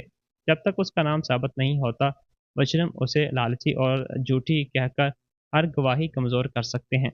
عادلہ 8 برس سے لاہور کے باہر ایک نجی بحالی مرکز میں رہ رہی تھی۔ آصف نے ڈاکٹروں کی اجازت سے انہیں ٹیسٹ کے بارے میں بتایا۔ عالیہ کا نام سنتے ہی عادلہ کی سانس تیز ہو گئی اور انہوں نے تکیے کے نیچے سے ایک پرانا لال دھاگا نکالا جو کبھی ان کی بچی کے ہاتھ میں باندھا گیا تھا۔ ڈاکٹر نے خبردار کیا کہ جذباتی صدمہ ان کی حالت بگاڑ سکتا ہے، لیکن عادلہ نے خود خون کا نمونہ دینے پر رضامندی ظاہر کی۔ انہوں نے ٹوٹی ہوئی آواز میں کہا کہ اگر وہ لڑکی ان کی بیٹی نہیں بھی نکلی، تب بھی کسی ماں کی اولاد کا سچ دبایا نہیں جانا چاہیے۔ آصف، عادلہ اور سائمہ کے نمونے عدالت کی مقررہ کردہ آزاد لیبارٹری بھیجے گئے۔ پورے عمل کی ویڈیو ریکارڈنگ ہوئی اور نمونوں پر 3 مختلف افسران کی مہر لگائی گئی۔ نتیجہ سیل بند لفافے میں براہ راست عدالت میں جمع کرانے کا حکم دیا گیا تاکہ کوئی فریق اسے درمیان میں تبدیل نہ کر سکے۔ اسی دوران ڈاکٹر مریم نے ریحان کو خفیہ طور پر ہسپتال بلایا۔ انہوں نے اصل پدریت ٹیسٹ کی ڈیجیٹل سرگرمی دکھائی۔ ریکارڈ میں واضح تھا کہ نمونے کا بارکوڈ ایک ایسے انتظامی اکاؤنٹ سے تبدیل کیا گیا جو نائلہ کے شعبے کے مطالبے پر بنایا گیا تھا۔ کیمروں کی فوٹیج میں نائلہ کا معاون لیبارٹری کے گلیارے میں پیکٹ بدلتا ہوا دکھائی دے رہا تھا۔ ریحان کی آنکھوں کے سامنے پچھلے مہینے کے سارے مناظر گھوم گئے۔ سائمہ کا اعتماد، اس کی بے عزتی، بچے کو مسترد کرنا اور نائلہ کی ہر بات پر آنکھیں بند کر کے بھروسہ کرنا۔ اس نے پوچھا، کیا آزادانہ جانچ سے حقیقی بدریت ثابت ہو سکتی ہے؟ ڈاکٹر نے کہا کہ نیا نمونہ ضروری ہوگا اور اس بار عمل عدالت کی نگرانی میں ہونا چاہیے۔ ریحان نے بغیر کسی ہچکچاہٹ کی رضامندی دے دی۔ اسے اب نتیجے سے زیادہ اپنے کیے کا خوف تھا۔ اگر بچہ اس کا نکلا تو وہ صرف دھوکہ کھایا ہوا شوہر نہیں بلکہ اپنی بیوی کو تباہ کرنے والا شخص ثابت ہوگا۔ ریحان نے حویلی واپس آ کر نائلہ کا سامنا کیا۔ اس نے کیمرے کی فوٹیج کی تصاویر میز پر پھینکی اور پوچھا کہ اس کے معاون نے لیبارٹری میں کیا کیا تھا۔ نائلہ نے پہلے اسے معمول کی دفتری کارروائی قرار دیا، پھر کہا کہ معاون نے اپنی مرضی سے کچھ کیا ہوگا۔ ریحان نے یاد دلایا کہ داخلے کی اجازت اس کی ڈیجیٹل دستخط سے جاری ہوئی تھی۔ نائلہ کا تحمل ٹوٹنے لگا۔ اس نے ریحان پر الزام لگایا کہ وہ سائمہ کی بنائی ہوئی کہانی میں پھنس رہا ہے۔ سعدیہ نے بیچ میں آ کر کہا کہ رپورٹ چاہے جیسی بنی ہو، سائمہ اس گھر کے لیے خطرہ ہے۔ ریحان نے ماں کی طرف مڑ کر پوچھا کہ سائمہ کا خاندان کون ہے اور انہیں اس سے اتنا خوف کیوں ہے؟ سعدیہ نے جواب دینے کے بجائے کمرے میں جانے کی کوشش کی، لیکن ریحان نے پہلی بار ان کا راستہ روک دیا اور ان کی آنکھوں میں دیکھتے ہوئے کہا کہ اب ہر سچ عدالت میں سامنے آئے گا، چاہے اس سے خاندان کا نام ہی کیوں نہ ٹوٹ جائے۔ سعدیہ اس رات نائلہ کے کمرے میں پہنچی۔ انہوں نے اعتراف کیا کہ صورتحال قابو سے باہر جا چکی ہے۔ ڈی این اے کا نتیجہ آتے ہی سائمہ ٹرسٹ کی جائز وارث بن سکتی تھی اور ہسپتال کی آگ کی عدالتی جانچ بھی دوبارہ کھل سکتی تھی۔ نائلہ نے کہا کہ اب بھی ایک راستہ ہے، سیل بند رپورٹ عدالت پہنچنے سے پہلے غائب ہو سکتی ہے۔ سعدیہ گھبرا کر منع کرنے لگیں کیونکہ عدالت کی مہر سے چھیڑ چھاڑ براہ راست جیل تک پہنچا سکتی تھی۔ نائلہ نے انہیں یاد دلایا کہ اگر سچ کھلا تو صرف جائیداد نہیں بلکہ ان کا پورا ماضی تباہ ہوگا۔ اس نے دعویٰ کیا کہ اس کا ایک آدمی ہے جو لیبارٹری سے عدالت تک دستاویزات لے جانے والی سروس میں کام کرتا ہے۔ سعدیہ نے کوئی واضح رضامندی نہیں دی، لیکن ان کی خاموشی کو نائلہ نے اجازت سمجھ لیا۔ اسی وقت دروازے کے باہر کھڑا زین ان کی بات چیت کا کچھ حصہ ریکارڈ کر رہا تھا۔ اس کے ہاتھ کانپ رہے تھے کیونکہ وہ سمجھ چکا تھا کہ اس کی ماں اب جرم روکنے کے بجائے اسے چھپانے کے لیے نیا جرم کرنے جا رہی ہے۔ اگلی صبح سائمہ اپنے کرائے کے چھوٹے فلیٹ میں تھی۔ عدالت میں تحفظ کے حکم کے بعد وہ حویلی چھوڑ چکی تھی کیونکہ وہاں رہنا اب محفوظ نہیں تھا۔ کمرے میں صرف ضروری سامان، طبی رپورٹیں اور رضائی والدین کی کچھ تصاویر تھیں۔ दरवाजे की घंटी बजी तो बाहर एक खातून कॉरियर वर्कर खड़ी दिखाई थी। उसने अस्पताल से दवा आने की बात कही। साइमन ने दरवाज़ा थोड़ा खोला, लेकिन खातून ने अचानक धक्का देकर अंदर घुसने की कोशिश की। पीछे सीढ़ियों में छुपा एक शख्स भी सामने आ गया। दोनों का हदफ साइमा का दस्तावेजात वाला बैग था। साइमा ने बैग उठाकर पीछे हटते हुए मदद के लिए पुकारा। शख्स ने उसका हाथ पकड़कर खींचना शुरू किया। जद्दोजहद के दौरान साइमा का तवाज़ुन बिगड़ा और वह मेज़ के किनारे से टकराकर ज़मीन पर गिर पड़ी। उसके पेट में अचानक शदीद दर्द उठा और फर्श पर पानी जैसा मादा फैल गया। हमलावर दस्तावेजात का बैग लेकर भाग गए, लेकिन पड़ोसियों ने गाड़ी का नंबर नोट कर लिया। साइमा को फौरन अस्पताल पहुंचाया गया। डॉक्टरों ने बताया कि गिरने और दबाव की वजह से कबल अज़ वक़्त पैदाइश का खतरा पैदा हो गया है। बच्चे की धड़कन कुछ देर के लिए गैर मामूली थी। डॉक्टर मरियम ने हंगामी इलाज शुरू किया। दर्द के दरमियान साइमा सिर्फ ये पूछती रही कि बच्चा जिंदा है या नहीं। डॉक्टर ने उसका हाथ पकड़कर कहा कि अभी दोनों महफूज हैं, लेकिन अगले 48 घंटे इंतहाई अहम होंगे। खबर मिलते ही फैसल, जैन और रेहान अस्पताल पहुंचे। रेहान ने शीशे के पीछे साइमा को ऑक्सीजन मास्क लगाए देखा तो उसके अंदर जुर्म का ऐसा बोझ उठा कि वो कुर्सी पर बैठ गया। वो जानता था कि नायला की साजिश को वक़्त पर पहचान लेता तो साइमा आज इस हालत में न होती। जब साइमा को होश आया तो रेहान उसके कमरे के बाहर खड़ा था। उसने अंदर आने की इजाज़त मांगी।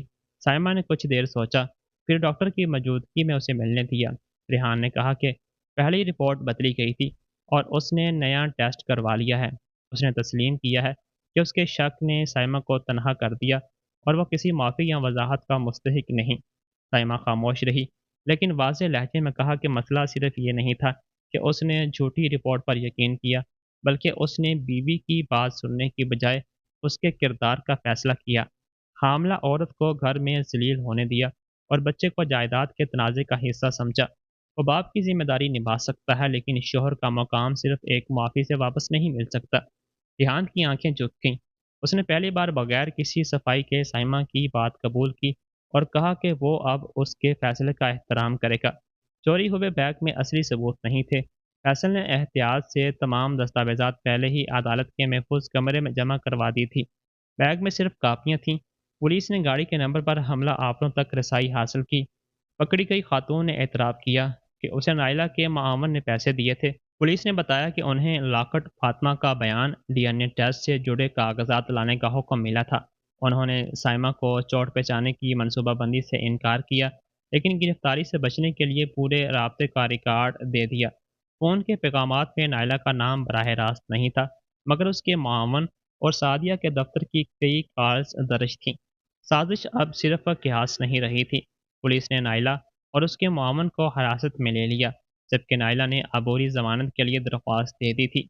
जैन ने अपनी रिकॉर्डिंग रिहान और फैसल को सौंप दी। उसमें नायला सील बंद डीएनए रिपोर्ट रोकने की मनसूबाबंदी बता रही थी और सादिया उसे वाज़ेह तौर पर रोक नहीं रही थी।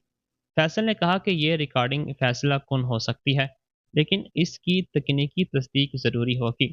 जैन ने मां के खिलाफ बयान देने का फैसला किया। सादिया ने उसे फ़ोन करके ख़ानदान की साख और बाप की मेरास की दुहाई दी। जैन ने भारी दिल से कहा कि साख वो पड़ता है जिसके पीछे उन्होंने एक बच्ची की ज़िंदगी छुपाई, एक बुजुर्ग औरत का अगवा होने दिया और हामला बहू को मरने के लिए छोड़ दिया। उसने उनसे दरख्वास्त की कि अदालत में सच कबूल कर लें। सादिया रो पड़ी, लेकिन अगले ही पल उन्होंने कहा कि वो नहीं समझती कि मौसम कितना ख़तरनाक है। ये पहला मौका था जब उन्हें अपने शौहर के खौफ का जिक्र किया। जैन ने उस गुफ्तगू को भी रिकॉर्ड किया और उनसे पूछा कि क्या आग मौसम ने लगाई थी। सादिया ने जवाब देने से पहले फ़ोन काट दिया। फातिमा की हिफाजत बढ़ा दी गई। अस्पताल से छुट्टी मिलने के बाद उन्हें खुफिया मुकाम पर रखा गया। वहाँ उन्होंने फैसल को वो आखिरी हकीकत बताई जो बरसों तक अपने अंदर दबा कर रखी थी। आग वाली रात सादिया ने बच्ची को हटाने का हुक्म मोहसिन के दबाव पर दिया था, लेकिन बाद में उन्होंने खुद आलिया को वापस लाने की कोशिश की थी। मोहसिन ने फिर उन्हें बताया कि बच्ची रास्ते में मर गई। सादिया ने इस झूठ पर यकीन कर लिया। यकीन करना चाहा, क्योंकि सच कबूल करना शौहर के जुराइम को बेनकाब करना था। बरसों बाद जब उन्हें पता चला कि बच्ची जिंदा हो सकती है तो कंपनी और ख़ानदान की जायदाद उसी जुर्म से जुड़ चुकी थी। उन्होंने आलिया को ढूंढने की बजाय उसके दावे को रोकने की तैयारी शुरू कर दी। فاطمہ نے کہا کہ سعدیہ شروع سے خوفزدہ بیوی تھی، لیکن وقت کے ساتھ انہوں نے اپنے خوف کو لالچ اور اقتدار میں بدل دیا۔ اس لیے انہیں صرف مظلوم سمجھنا بھی اتنا ہی غلط ہوگا جتنا انہیں اکیلا مجرم سمجھنا۔ ہسپتال میں سائمہ کی حالت مستحکم ہوئی، لیکن ڈاکٹر نے خبردار کیا کہ تناؤ کی وجہ سے پیدائش کسی بھی وقت شروع ہو سکتی ہے۔ آصف ہر روز ہسپتال آتے مگر کمرے میں داخل ہونے پر اصرار نہیں کرتے۔ وہ باہر کے بینچ پر بیٹھ کر صرف ڈاکٹر سے اس کی حالت پوچھتے اور واپس چلے جاتے۔ تیسرے دن سائمہ نے انہیں شیشے کے پیچھے دیکھا۔ ان کے ہاتھ میں وہی لاکر تھا جسے پولیس نے جانچ کے بعد واپس کرنے کی اجازت دی تھی۔ اس نے نرس سے کہا کہ انہیں اندر بھیج دیا جائے۔ آصف کمرے میں آئے تو دونوں کے درمیان طویل خاموشی رہی۔ انہوں نے لاکٹ اس کی ہتھیلی پر رکھتے ہوئے بتایا کہ پیدائش کے دن عادلہ نے کہا تھا کہ کملے کی طرح ان کی بیٹی مشکل حالات میں بھی اپنی پہچان بچائے رکھے گی۔ سائمہ نے پوچھا کہ انہوں نے اسے ڈھونڈتے ہوئے قانون کی تمام طاقت کیوں استعمال نہیں کی۔ آصف نے سر جھکا کر جواب دیا کہ غلط ثبوت اور عادلہ کی حالت نے انہیں محتاط بنا دیا تھا، لیکن ان کی احتیاط آہستہ آہستہ بزدلی بن گئی۔ آصف نے اپنی دفاع میں کوئی بڑی کہانی نہیں سنائی۔ انہوں نے کہا کہ انہوں نے افسران، نجی جاسوسوں اور یتیم خانوں سے رابطہ کیا، لیکن جب جعلی موت کا سرٹیفکیٹ ملا تو عوامی تلاش روک دی۔ انہیں ڈر تھا کہ محسن کے لوگ کسی دوسری بچی کو نقصان پہنچا سکتے ہیں اور عادلہ پھر ٹوٹ جائے گی۔ پھر بھی سچ یہی تھا کہ انہوں نے اپنی نوکری، بیوی کے سکون اور سماجی ساکھ کو خطرے میں ڈال کر بچی کو دوبارہ نہیں ڈھونڈا۔ انہوں نے سائمہ سے معافی مانگی، لیکن اسے باپ کہنے کا حق نہیں مانگا۔ سائمہ کی آنکھوں میں آنسو تھے۔ اس نے کہا کہ وہ اس کے دکھ کو سمجھنے کی کوشش کر سکتی ہے، مگر اپنے بچپن کی خالی راتوں کو نہیں بھول سکتی۔ آصف نے جواب دیا کہ اسے بھولنا بھی نہیں چاہیے۔ اگر وہ انہیں صرف آصف کہے تب بھی وہ اسے اپنی زندگی میں اتنی ہی جگہ دیں گی جتنا وہ خود دے گی۔ عادلہ کو ڈاکٹر کی نگرانی میں ہسپتال لایا گیا۔ انہیں دیکھ کر سائمہ کے اندر ایک عجیب سی لرزش ہوئی۔ تصویر میں دیکھی آنکھیں اب اس کے سامنے تھیں، مگر ان میں برسوں کا انتظار اور بیماری کی تھکن تھی۔ عادلہ نے آگے بڑھ کر اسے چھونے کی کوشش نہیں کی۔ انہوں نے اپنی مٹھی کھولی اور لال دھاگا دکھایا۔ وہ دھاگا بچے کے ہاتھ میں پیدائش کے وقت باندھا گیا تھا، جبکہ کملے کا لاکٹ اس کے گلے میں تھا۔ سائمہ نے اپنی کلائی کو آگے بڑھائی جہاں ایک ہلکا پرانا نشان اب بھی دکھائی دے رہا تھا۔ سائمہ اور عادلہ رو پڑی، لیکن عادلہ نے اسے گلے لگانے کی اجازت مانگی۔ سائمہ نے کچھ دیر بعد سر ہلا دیا۔ وہ آغوش کسی فلمی معجزے کی طرح تمام زخم نہیں بھر سکی، مگر 26 برسوں سے بچھڑی ماں نے پہلی بار اپنی بیٹی کی سانس محسوس کی، اور سائمہ نے پہلی بار جانا کہ اس کی پیدائش کسی کے لیے واقعی خوشی کا لمحہ تھی۔ ریحان نے سائمہ سے ملنے سے پہلے عدالت میں اپنا ترمیم شدہ بیان جمع کیا۔ اس نے طلاق کی درخواست سے بدچلنی، دھوکہ دہی اور بچے سے متعلق تمام الزامات بغیر شرط واپس لے لیے۔ اس نے عوامی بیان جاری کیا کہ سائمہ اور فیصل کے تعلق کے بارے میں پیش کی گئی تصاویر گمراہ کن تھیں، اور سائمہ نے کبھی کمپنی یا خاندانی دھوکہ نہیں دیا۔ بورڈ کے ہنگامی اجلاس میں اس نے چیف ایگزیکٹو کے عہدے سے عارضی طور پر ہٹنے کا اعلان کیا تاکہ اندرونی جانچ آزادانہ طور پر ہو سکے۔ کچھ ڈائریکٹروں نے اسے ساکھ بچانے کی چال قرار دیا، لیکن ریحان نے جواب دیا کہ ساکھ پہلے ہی اس کے فیصلوں سے تباہ ہو چکی ہے۔ اس نے اپنے عہدے کو معافی کا ذریعہ بنانے سے انکار کیا۔ پہلی بار اس نے سمجھا کہ سائمہ کو واپس پانے کی درخواست بھی ایک طرح کی خود غرضی ہے۔ اس کا کام صرف اپنی ذمہ داری قبول کرنا تھا۔ سائمہ نے ریحان کو ہسپتال کے باغ میں ملنے کی اجازت دی۔ وہ ویل چیئر پر تھی اور ریحان کچھ فاصلے پر کرسی پر بیٹھا تھا۔ اس نے کہا کہ وہ شادی توڑنا نہیں چاہتا، لیکن حتمی فیصلہ سائمہ کا ہے۔ اس نے تسلیم کیا کہ اس کی محبت میں بھروسے سے زیادہ خود غرضی تھی۔ جب نائلہ نے اس کے تکبر کو ٹھیس پہنچائی تو اس نے بیوی کی سچائی جانچنے کی بجائے اسے سزا دینا شروع کر دی۔ سائمہ نے پوچھا کہ اگر بچہ اس کا ثابت نہیں ہوتا تو کیا اس کے ساتھ کی گئی ذلت جائز ہو جاتی؟ ریحان نے فوراً کہا کہ نہیں، کسی بھی صورت میں حاملہ عورت کو بے عزت کرنا، کھانے اور حفاظت سے محروم کرنا یا بغیر ثبوت کے کردار پر الزام لگانا غلط تھا۔ سائمہ نے کہا کہ وہ اسے اپنے بچے کا باپ بننے سے نہیں روکے گی، لیکن شوہر کے طور پر واپسی کا کوئی وعدہ نہیں کرتی۔ بھروسہ عدالت کے حکم سے نہیں بلکہ طویل عرصے کے اچھے رویے سے واپس آتا ہے۔ نائلہ کے خلاف چالان میں لیبارٹری ریکارڈ سے چھیڑ چھاڑ، جعل سازی، مجرمانہ سازش، اغوا میں مدد، سائمہ پر حملہ اور عدالت کی سیل توڑنے کی کوشش شامل کی گئی۔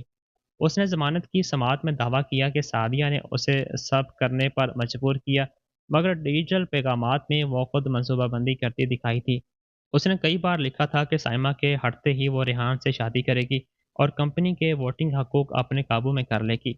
उसके निजी मसवदे में पैसे या ओहदे देकर लोगों के अपने हक में करने का जिक्र था। अदालत ने उसका असर और रसूख गवाहों को धमकाने और सबूत ज़ाया करने की कोशिशों को देखते हुए पूरी ज़मानत देने से इनकार कर दिया।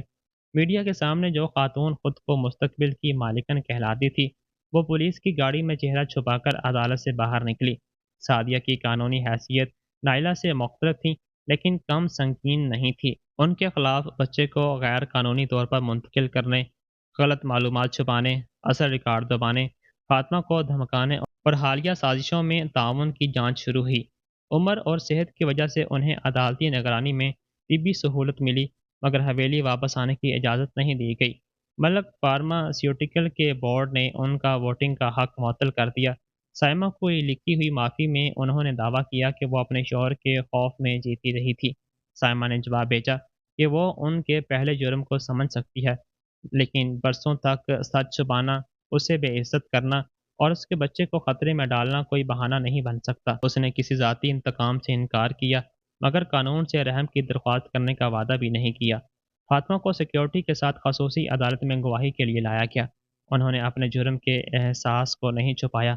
उन्होंने इतराफ़ किया कि उन्होंने बच्ची को एम्बुलेंस में रखा और झूठ सामने आने के बाद भी बरसों खामोश रहा।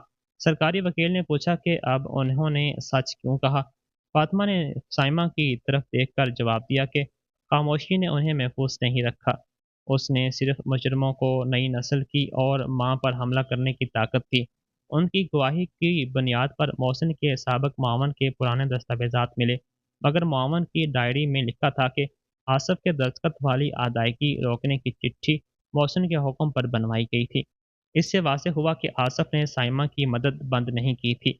उन्हें झूठा यकीन दिलाया गया था कि बच्ची महफूज ख़ानदान में है और बाद में उसकी मौत हो गई। आलिया ट्रस्ट के हकूक़ पर अलग दीवानी समाअत हुई। डीएनए, पैदाइश, टैग, हस्पताल नंबर, यतीम खाने का रिकॉर्ड और लाकट की बुनियाद पर साइमा को कानूनी तौर पर आलिया के तौर पर तस्लीम किया गया। उसे 15% शेयर्स और बरसों से रोका गया मुनाफा मिलने वाला था, मगर साइमा ने ऐलान किया कि वो अचानक मिली दौलत को ज़ाती फ़तेह की तरह इस्तेमाल नहीं करेगी। उसने अपने रज़ाई वालिदैन के नाम पर एक आज़ाद अदारा बनाने का मंसूबा पेश किया, जो हामला ख़वातीन को कानूनी मदद, महफूज रहाइश और तिबी सहूलत फराहम करेगा। ट्रस्ट का एक बड़ा हिस्सा गुमशुदा बच्चों के रिकॉर्ड डिजिटल करने और यतीम खानों में शफाफियत बढ़ाने में लगाया जाना था। उसने कहा कि जिस वरासत को बरसों तक उसकी पहचान मिटाने के लिए इस्तेमाल किया गया, वही अब उन लोगों की पहचान और तहफ़्फ़ुज़ वापस दिलाने में काम आएगी।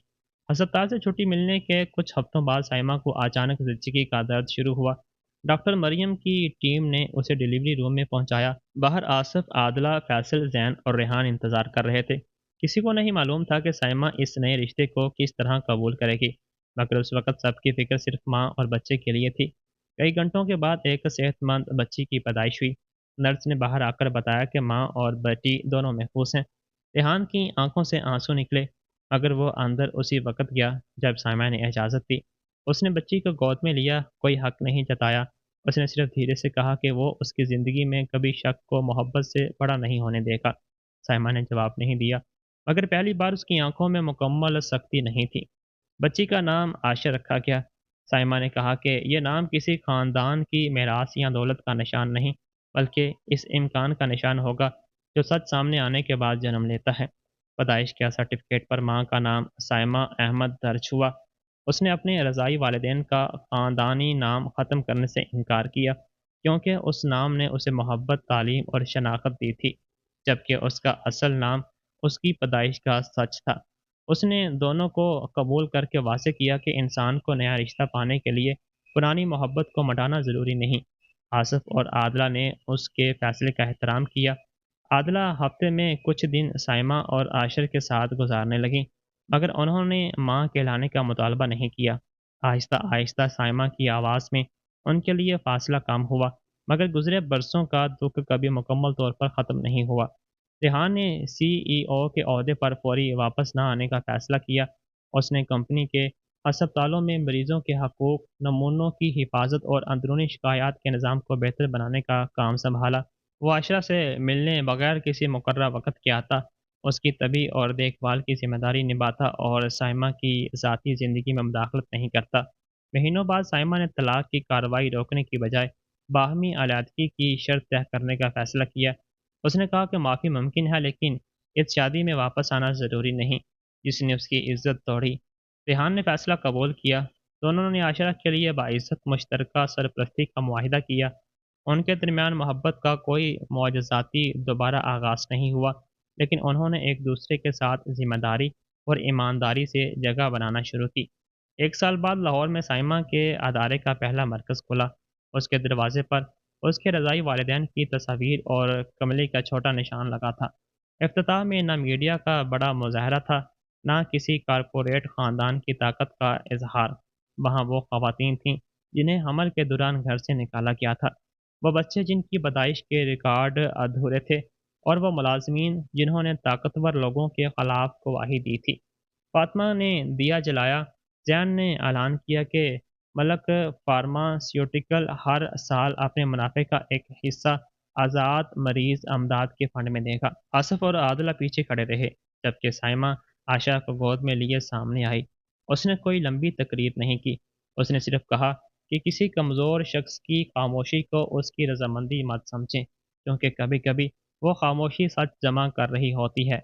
उसी शाम मरकज़ की छत पर साइमा ने आयशा को अपनी बाहों में सुलाया। आदिला पास बैठी थी और आसिफ कुछ फासले से दोनों को देख रहे थे। रेहान बच्ची के लिए दुआ और खिलौने छोड़कर बगैर कोई मुतालबे किए वापस चला गया था। साइमा ने अपने गले के कमले के लाकट को छुआ। कभी वो लाकट उसके यतीम होने का वाहिद सबूत था, फिर वो जायदाद, जुर्म और खून के रिश्ते की गवाही बना। अब वो उसके लिए सिर्फ माजी नहीं, बल्कि एक याद दहानी था कि पहचान किसी ताकतवर ख़ानदान की दी हुई मेहरबानी नहीं होती, उसे चाहे कितने बरसों तक कागज़ात में मिटाया जाए, सच मौका मिलने पर अपना नाम खुद लिखता है।